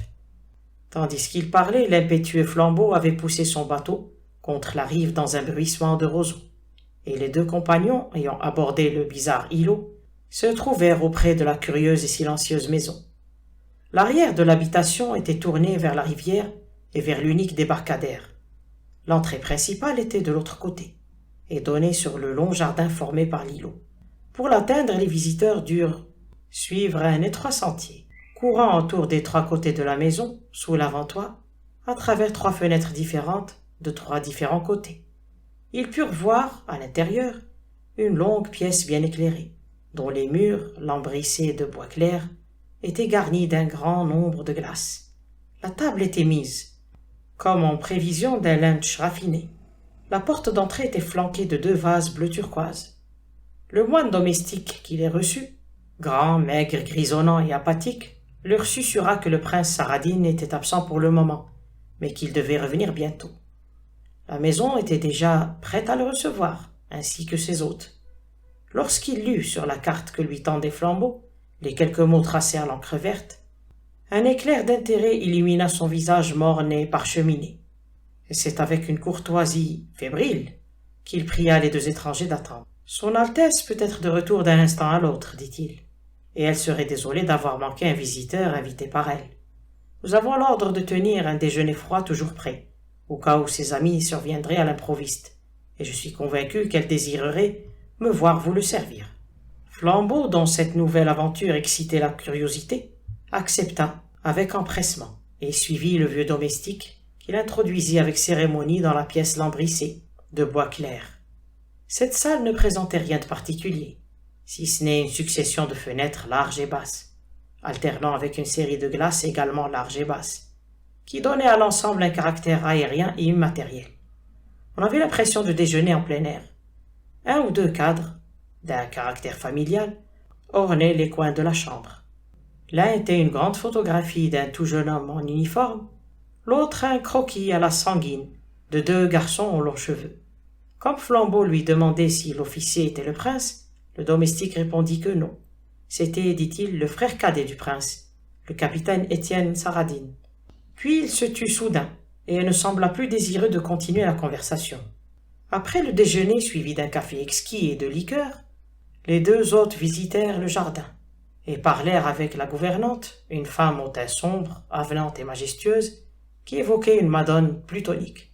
Ils apprirent qu'elle était, avec le vieux domestique, la dernière survivante de l'ancien personnel du prince. Tous les autres serviteurs actuellement dans la maison avaient été recrutés dans les environs par la gouvernante. Cette dame répondait au nom de Madame Antony, mais elle avait un léger accent italien, et Flambeau en conclut qu'Antony devait être la version anglaise d'un nom de sonorité plus latine. Monsieur Paul, le domestique, avait aussi un aspect vaguement étranger, mais ses manières et son langage étaient bien anglais, comme ceux de beaucoup de domestiques mâles de la noblesse cosmopolite. Si charmante et extraordinaire qu'elle fût, La maison dégageait une étrange tristesse lumineuse. Les heures y semblaient des journées. Les longues pièces vitrées étaient pleines de jour, mais d'un jour mort. Et à travers le bruit des conversations, du tintement des verres ou des pas des serviteurs, on pouvait constamment entendre le murmure mélancolique de la rivière. « Nous nous sommes trompés de chemin et sommes arrivés à un mauvais endroit, dit le père Brown, en regardant par la fenêtre les roseaux gris-vert et le courant argenté. Peu importe, il est souvent possible de faire le bien lorsqu'on est quelqu'un de bon, même au mauvais endroit. » D'ordinaire du genre silencieux, le père Brown était néanmoins un petit homme étrangement sympathique. Durant les quelques heures interminables qu'il passa dans la maison des roseaux, sans en prendre conscience, il en pénétra davantage les secrets que son ami le détective.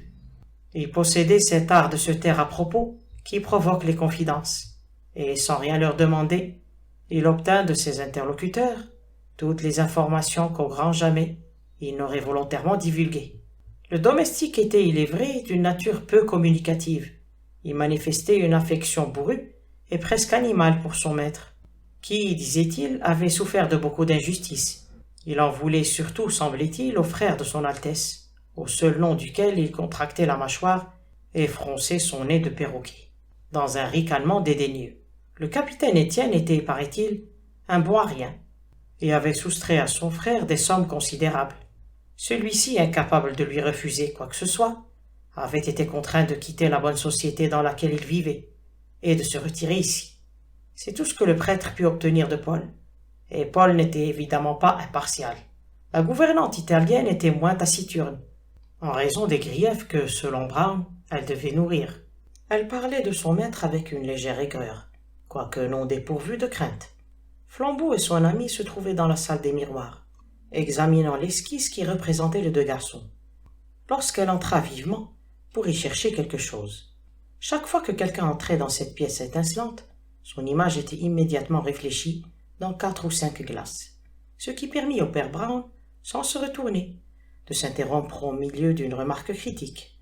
Mais Flambeau, qui examinait le dessin de près, enchaîna d'une haute et intelligible voix. « Les frères Saradine, je suppose. Ils ont tous deux l'air assez innocents. Il serait difficile de dire quel est le bon et quel est le mauvais. » Puis, s'apercevant de la présence de la dame, il détourna la conversation et sortit dans le jardin. Mais le père Brown continua à regarder le dessin, et madame Anthony continua à regarder le père Brown. Elle avait de grands yeux bruns tragiques, et tous les traits de son visage olive exprimaient une perplexité curieuse et presque pénible, comme s'il s'était efforcé de découvrir l'identité d'un étranger ou le but qu'il poursuivait. Peut-être l'habit du prêtre réveilla-t-il dans son âme méridionale quelques souvenirs de confession, ou bien peut-être s'imagina-t-elle qu'il en savait plus long qu'il ne voulait laisser paraître. Le fait est qu'il lui ait dit, à mi-voix, comme à un complice, « Il a raison, votre ami, dans un certain sens, lorsqu'il dit qu'il serait difficile de distinguer l'un de l'autre des deux frères. Oh, il serait difficile. Il serait rudement difficile de dire quel est le bon. »« Je ne vous comprends pas, » répondit le père Brown en faisant mine de s'en aller. La femme se rapprocha d'un pas, les sourcils froncés, et baissa brutalement la tête, comme un taureau fonçant sur l'ennemi. « Il n'y en a pas, siffla-t-elle. Le capitaine est certainement coupable d'avoir enlevé tout cet argent à son frère, mais je ne pense pas que ce soit par bonté que le prince le lui ait donné. Le capitaine n'est pas le seul qui ait quelque chose à se reprocher. » Le visage du prêtre s'éclaira, et il murmura à part lui le mot « chantage ». Au même instant, la femme se retourna, pâlit et faillit tomber.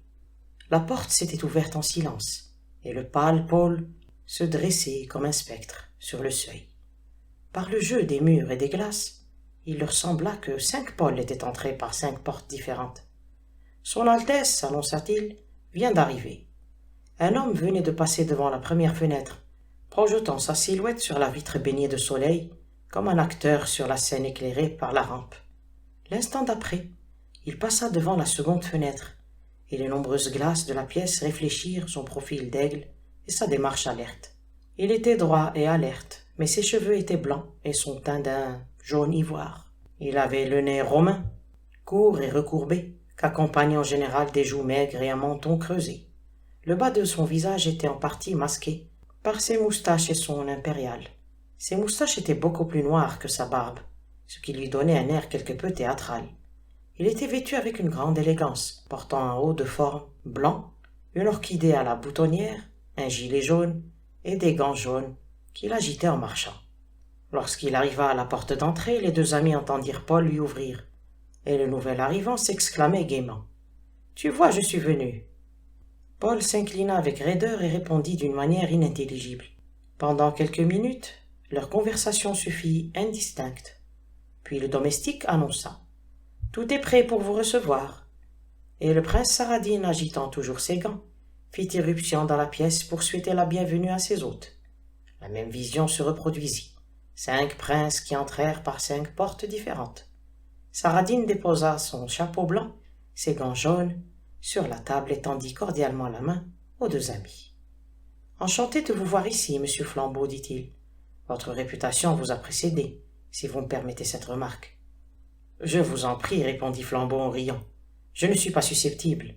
Bien peu de réputation s'acquiert par une vertu sans tache. » Le prince lui lança un regard pénétrant, pour voir si cette réplique masquait quelques allusions personnelles. Puis il offrit en souriant des chaises à la ronde. « C'est une agréable petite résidence, dit-il d'un air détaché. Peu de distractions, j'en ai peur, mais la pêche est excellente. » Le prêtre, qui le fixait avec le regard grave d'un jeune enfant, était tenté par une de ces impressions qui échappent à toute définition. Il examinait ses cheveux gris soigneusement bouclés, son teint jaune, sa taille élancée et sa tenue recherchée. Sans être artificiel, ses traits étaient peut-être un peu trop prononcés, comme le déguisement d'un acteur. L'indisciple intérêt de cette figure gîtait ailleurs, dans la structure générale du visage. Brown était tourmenté par l'idée vague qu'il avait déjà vu cet homme quelque part. Il lui apparaissait comme un vieil ami déguisé. Mais il songea aux glaces et attribua cette impression à l'effet psychologique produit par la multiplication de ces masques humains. Le prince Saradine répartit ses attentions entre ses deux hôtes avec beaucoup d'entrain et de tact. Trouvant le détective enclin au sport et désireux de bien employer ses vacances, il guida Flambeau et son bateau à l'endroit le plus poissonneux de la rivière. Il revint 20 minutes après auprès du prêtre Brown, installé dans la bibliothèque, et il s'ingénia, avec une égale courtoisie, à satisfaire les goûts les plus philosophiques du prêtre. Il semblait être à la fois bon pêcheur et grand liseur. Quoique ses connaissances littéraires ne fussent pas toutes des plus édifiantes. Il connaissait 5 ou 6 langues, surtout le argot. Il avait à l'évidence passé sa vie dans des villes variées et parmi une société très mêlée, car ses histoires, les plus gaies, avaient pour scène des tripots ou des fumeries d'opium, et pour acteurs des pionniers australiens ou des brigands italiens. Brown savait que Saradine avait passé ses dernières années de vie mondaine à voyager, mais il ne se doutait pas qu'il avait visité des endroits si malfamés et si divertissants. Malgré sa dignité d'homme du monde, le prince Saradine répandait autour de lui, pour un observateur aussi pénétrant que le prêtre, une atmosphère trouble et même suspecte. Son visage était raffiné, et son œil avait quelque chose de sauvage. Il avait des tics nerveux, comme les gens dont la constitution est ébranlée par l'alcool ou par des excitants. Et il n'avait pas même la prétention de diriger sa maison, et s'en remettait entièrement sur ce point à ses 2 vieux serviteurs, en particulier au domestique qui semblait le véritable maître de la maison. M. Paul était à l'évidence plus qu'un domestique.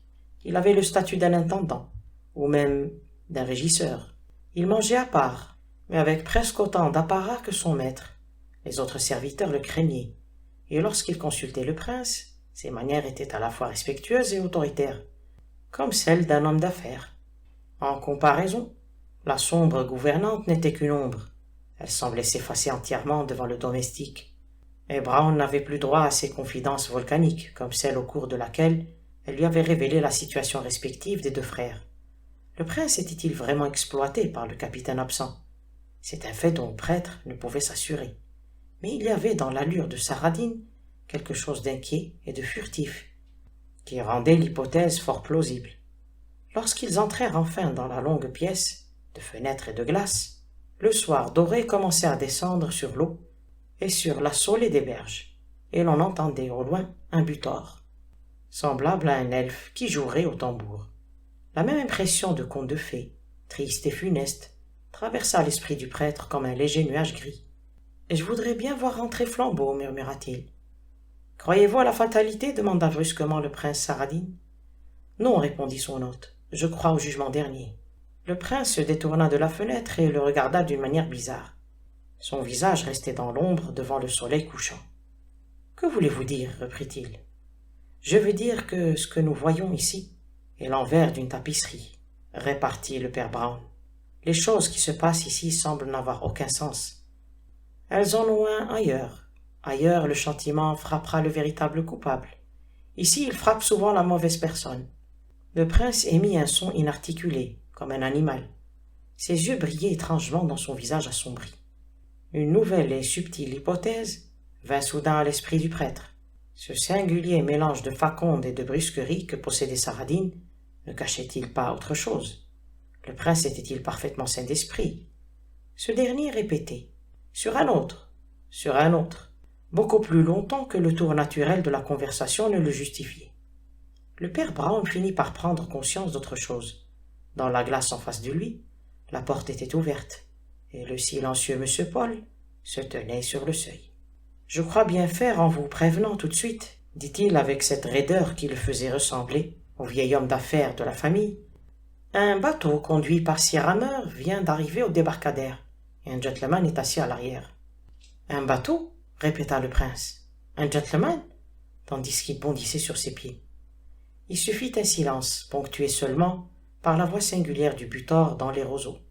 Et soudain, avant que personne n'ait eu le temps de parler davantage, une nouvelle silhouette se profila successivement sur les 3 fenêtres baignées de soleil, comme celle du prince quelques heures auparavant. À l'exception du caractère aquilin du visage, les 2 silhouettes n'avaient rien de semblable. Au lieu du haut de forme blanc flambant neuf de Saradin, on discernait un vieux chapeau de forme antique et démodée. Sous ce chapeau se dessinait un jeune visage très grave, complètement glabre, le menton bien résolu, qui évoquait vaguement l'aspect d'un jeune Napoléon. Cette association d'idées était renforcée par quelque chose d'antique et de bizarre dans toute la mine du jeune homme, comme s'il s'était contenté de suivre la mode de ses ancêtres. Il était vêtu d'une vieille redingote bleue, d'un gilet rouge de coupe militaire et de pantalons blancs d'une étoffe grossière, comme on en portait il y a 50 ans, mais qui paraîtrait singulièrement démodé aujourd'hui. Émergeant au milieu de toute cette friperie, son visage olivâtre semblait étrangement jeune, et empreint d'une sincérité quasi monstrueuse.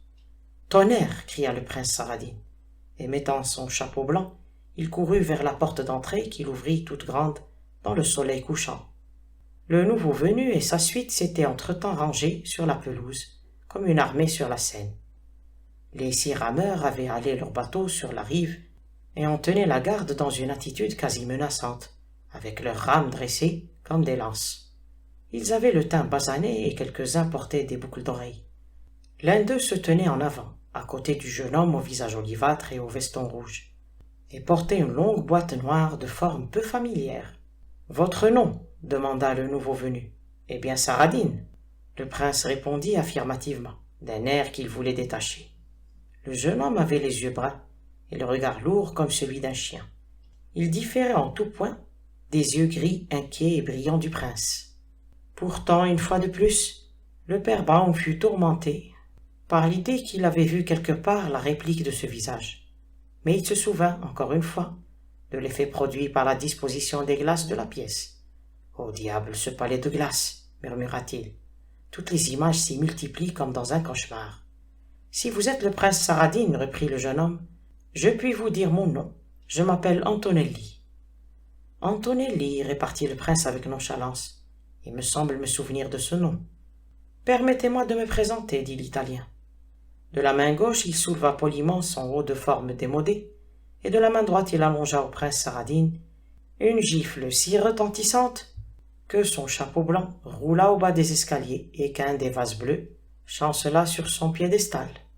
Quels que fussent être ses défauts, le prince n'était certainement pas un lâche. Il sauta à la gorge de son ennemi et manqua de le plaquer sur la pelouse, mais ce dernier parvint à se dégager, avec un empressement non dépourvu d'une certaine politesse. « C'est entendu, dit-il haletant. Je vous ai insulté, je vous offre réparation. Marco, ouvre cette caisse. » L'homme aux boucles d'oreilles à côté de lui ouvrit l'imposante boîte noire qu'il portait. Il en retira 2 longues rapières italiennes ornées de superbes poignées d'acier, qu'il planta dans la pelouse. L'étrange jeune homme qui tournait vers la porte d'entrée son visage vindicatif, les deux épées dressées dans l'herbe, comme dans les croix d'un cimetière, et la ligne des rameurs rangés derrière, donnait à la scène l'aspect étrange d'un tribunal barbare. Pourtant rien autour n'avait changé, tant l'événement avait été soudain. Le soleil couchant dorait encore la pelouse, et le butor n'avait pas cessé de crier, comme s'il annonçait l'imminence d'un drame.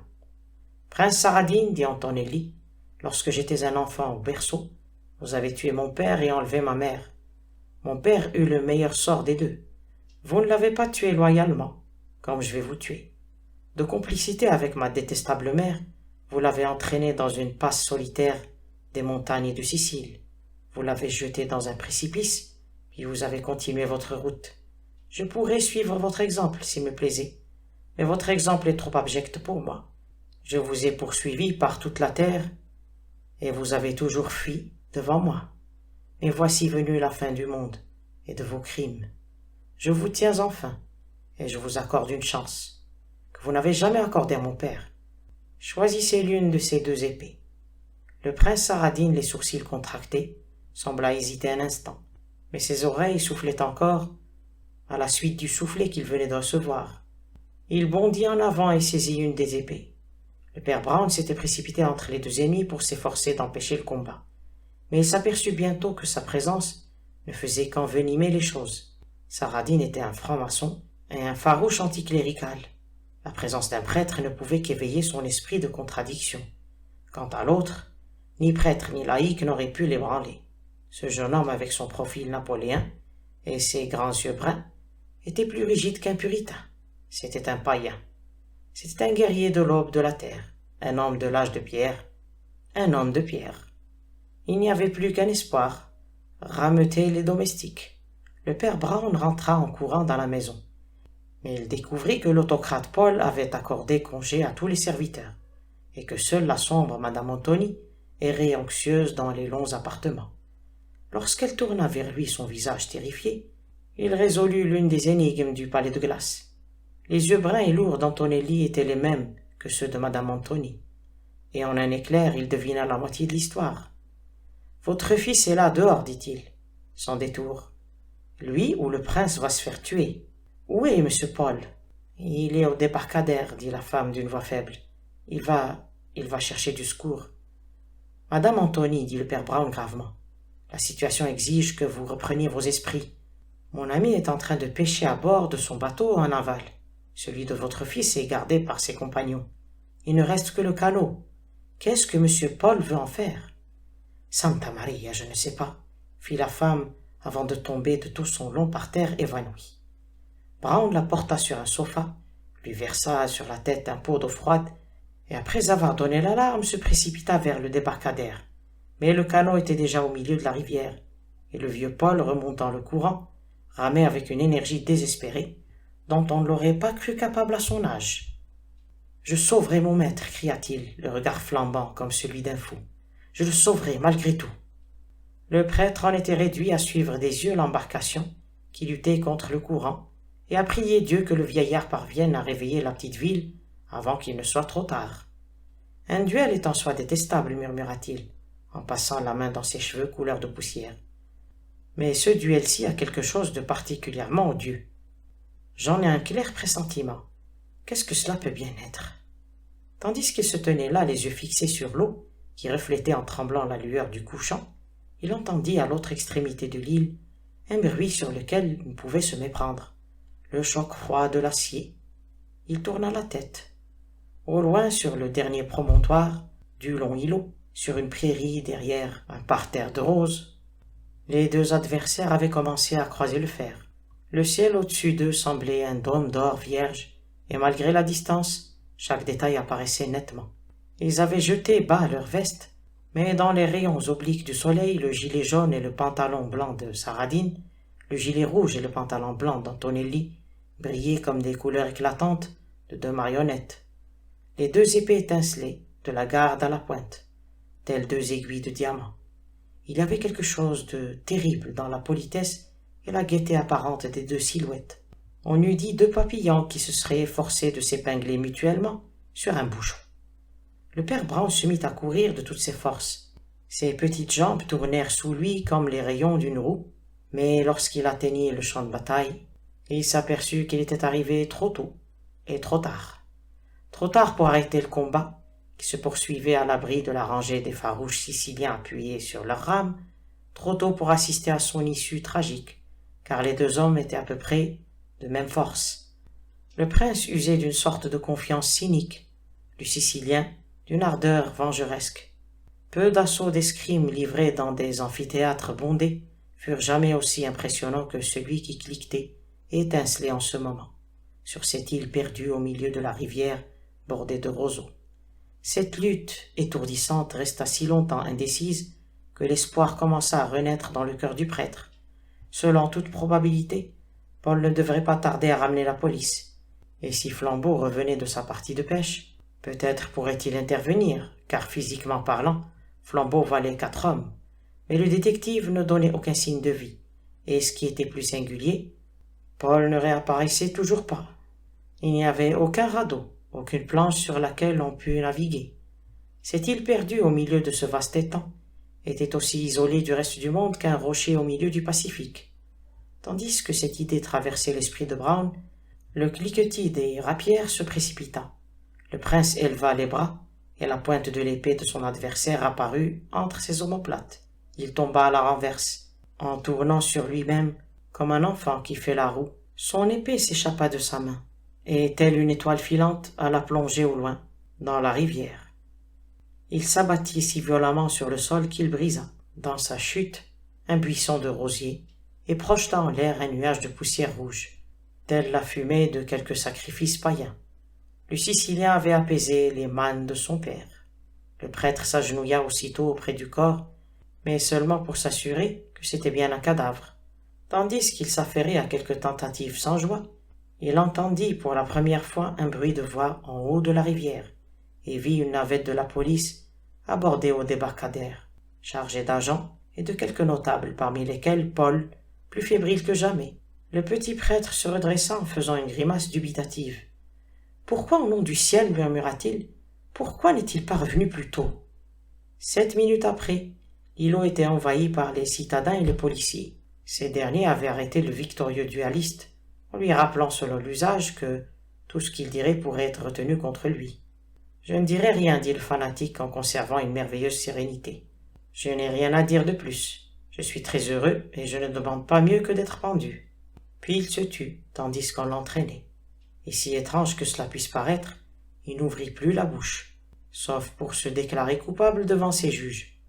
Le père Brown avait assisté à la soudaine invasion du jardin, à l'arrestation de l'homme de sang, à l'enlèvement du cadavre, après qu'un médecin eut procédé à l'examen médical, comme on assiste au dénouement d'un mauvais rêve. Il était resté immobile, comme dans un cauchemar. Il avait donné son nom et son adresse en qualité de témoin, mais il avait refusé le bateau qu'on lui offrait pour regagner la ville, et il était resté seul dans le jardin, contemplant le buisson de roses brisées et le théâtre verdoyant de cette rapide et mystérieuse tragédie. Les lumières s'éteignirent sur la rivière. Le brouillard s'éleva sur ses rives marécageuses, et quelques oiseaux attardés rayèrent le ciel de leur vol incertain. Le prêtre conservait enraciné obstinément dans le subconscient, qu'il avait particulièrement vif, l'indicible certitude que tout n'était pas expliqué. Cette impression, qui ne l'avait pas quitté de la journée, ne pouvait être justifiée à elle seule par le fait qu'il se trouvait dans un pays de miroirs. Pour une raison ou pour une autre, il n'avait pas assisté au véritable drame, mais à un tour de passe-passe, à une mascarade. Et pourtant, d'habitude, on ne se fait pas pendre ou embrocher pour le plaisir de jouer une charade.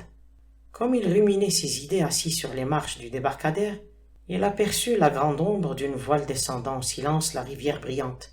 Il bondit sur ses pieds, secoué par une telle avalanche de sentiments, qu'il se trouva au bord des larmes. « Flambeau !» s'écria-t-il en secouant énergiquement les 2 mains de son ami, au grand étonnement du plaisancier encombré par son attirail de pêche. « Flambeau ! Alors vous n'êtes pas mort ?»« Mort ?» répéta le pêcheur stupéfait. « Et pourquoi serais-je mort ?»« Oh, parce que presque tout le monde l'est, » dit son compagnon précipitamment. « Saradine a été tuée. Antonelli veut être pendu. Sa mère est évanouie, et pour ma part, je ne sais trop. pour l'instant, si je suis dans ce monde ou dans l'autre. Mais grâce à Dieu, vous êtes dans le même que moi. » Et il serra le bras du perplexe Flambeau. Ils quittèrent le débarcadère, et passant sous l'avant-toit de la maison de bambou, ils regardèrent par la fenêtre, comme ils l'avaient fait en arrivant. Sous la clarté de la lampe, la scène qu'ils surprirent alors avait de quoi captiver leur attention. Lorsque le pourfendeur de Saradine était tombé comme la foudre sur l'île, la table était déjà mise pour le dîner dans la longue salle à manger. L'on y faisait grand honneur en cet instant. Madame Antony, l'air bougon, était assise en bout de table, tandis qu'à la tête se tenait M. Paul, le majordome, mangeant et buvant du meilleur, avec ses yeux exorbités d'un bleu trouble, et son visage maigre, qui, quoique toujours énigmatique, trahissait néanmoins une satisfaction évidente. Dans un mouvement de révolte, Flambeau ouvrit à grand fracas la fenêtre, et pointa sa tête indignée dans la pièce éclairée. « C'est trop fort, cria-t-il. Je puis comprendre que vous ayez besoin d'un montant, mais de là à voler le dîner de votre maître, tandis qu'il gît assassiné dans le jardin. J'ai volé un grand nombre de choses au cours d'une longue et agréable existence, répondit l'étrange vieillard avec calme. Ce dîner est pourtant une des rares choses que je n'ai pas volées. Il se fait, voyez-vous, que ce dîner, cette maison et ce jardin m'appartiennent. » Une pensée surgit dans le cerveau de Flambeau. « Vous voulez dire, reprit-il, que par testament le prince Saradine… »« Je suis le prince Saradine, dit le vieux gentleman en croquant une amande salée. » Le père Brown, qui regardait les oiseaux dans le jardin, sursauta comme s'il avait reçu un coup de fusil, et pointa son visage à la fenêtre, pâle comme un navet. « Vous êtes qui » répéta-t-il d'une voix aiguë. « Paul, prince Saradine, pour vous servir, » répondit poliment le vénérable vieillard, en levant son verre de sherry. « Je vis ici une vie tranquille, car je suis un homme d'intérieur. Par modestie, je me fais appeler Paul, pour me distinguer de mon infortuné frère Étienne. Il est mort, il n'y a pas longtemps, m'a-t-on dit, dans ce jardin. Ce n'est, vous le comprendrez bien, pas ma faute si ses ennemis le poursuivent jusqu'ici. Il faut imputer cela à la regrettable irrégularité de son existence. Ce n'était pas un homme d'intérieur. » Il se tut et regarda le mur en face de lui, juste au-dessus de la tête inclinée de la femme. La ressemblance qui les avait hantés chez l'autre frère leur sauta aux yeux. Puis les vieilles épaules du vieillard se soulevèrent et frémirent un instant. On aurait presque dit qu'il s'étranglait. Mais son visage restait imperturbable. « Mon Dieu !» s'exclama Flambeau, après un silence. « Il rit. »« Venez, dit le père Brown, qui était devenu blême. Quittons cette maison infernale. Rentrons dans notre honnête bateau. » Lorsqu'ils eurent quitté l'île, la nuit était descendue sur les roseaux et la rivière, et ils se laissèrent aller au fil du courant, en se réchauffant à la lueur de 2 gros cigares qui brillaient comme 2 lanternes rouges. Brown retira le premier son cigare de la bouche et dit « Je suppose que vous comprenez toute l'histoire à présent. C'est en fin de compte une bien vieille histoire. Un homme avait 2 ennemis. C'était un sage. Il comprit donc que mieux valait avoir 2 ennemis qu'un seul. » « Je ne vous suis pas, dit Flambeau. « Oh, c'est vraiment très simple, mais en aucun sens innocent. Les 2 Saradines étaient des gredins, mais le prince, l'aîné, était de ces gredins qui se maintiennent à flot, tandis que le plus jeune, le capitaine, était de ceux qui touchent le fond. De mendiant, ce misérable officier se fit maître chanteur, et parvint un jour à tenir son frère, le prince, à sa merci. Ce n'était évidemment pas pour une bagatelle, car le prince Paul Saradine était un viveur forcené et n'avait plus de réputation à perdre. Pour franc-parler, c'était un crime capital et Étienne avait littéralement mis un nœud coulant autour du cou de son frère. Il avait découvert la vérité sur cette affaire en Sicile et possédait la preuve que Paul avait assassiné le vieil Antonelli dans les montagnes. Le capitaine exploita si bien la situation que la superbe fortune du prince s'en trouva fort ébréchée. Mais ce parasite n'était pas le seul sujet d'inquiétude de Saradine. Il avait appris que le père d'Antonelli, encore enfant à l'époque du meurtre, mais nourri du sauvage loyalisme de son pays, ne vivait que pour venger son père, non pas légalement, car il ne possédait pas, comme Étienne, la preuve matérielle du crime, mais avec les armes de l'antique vendetta. Le garçon avait appris à manier l'épée à la perfection, c'est pourquoi vers l'époque où il aurait pu tirer parti de son talent, Le prince Saradin commença, suivant la formule employée par la chronique mondaine, à voyager. Le fait est qu'il se mit à fuir d'une ville à l'autre comme un criminel recherché, traqué sans relâche par son implacable ennemi. La situation du prince Paul était des plus dangereuses. Plus il dépensait d'argent pour éviter Antonelli, moins il lui en restait pour faire taire Étienne. Plus il se mettait en frais pour faire taire Étienne, moins il avait de chances d'échapper à Antonelli. C'est alors qu'il eut un trait de génie, digne de Napoléon. Au lieu de continuer à résister à ses deux adversaires, il abdiqua subitement devant eux. Il céda comme un lutteur japonais, et ses ennuis tombèrent à ses pieds.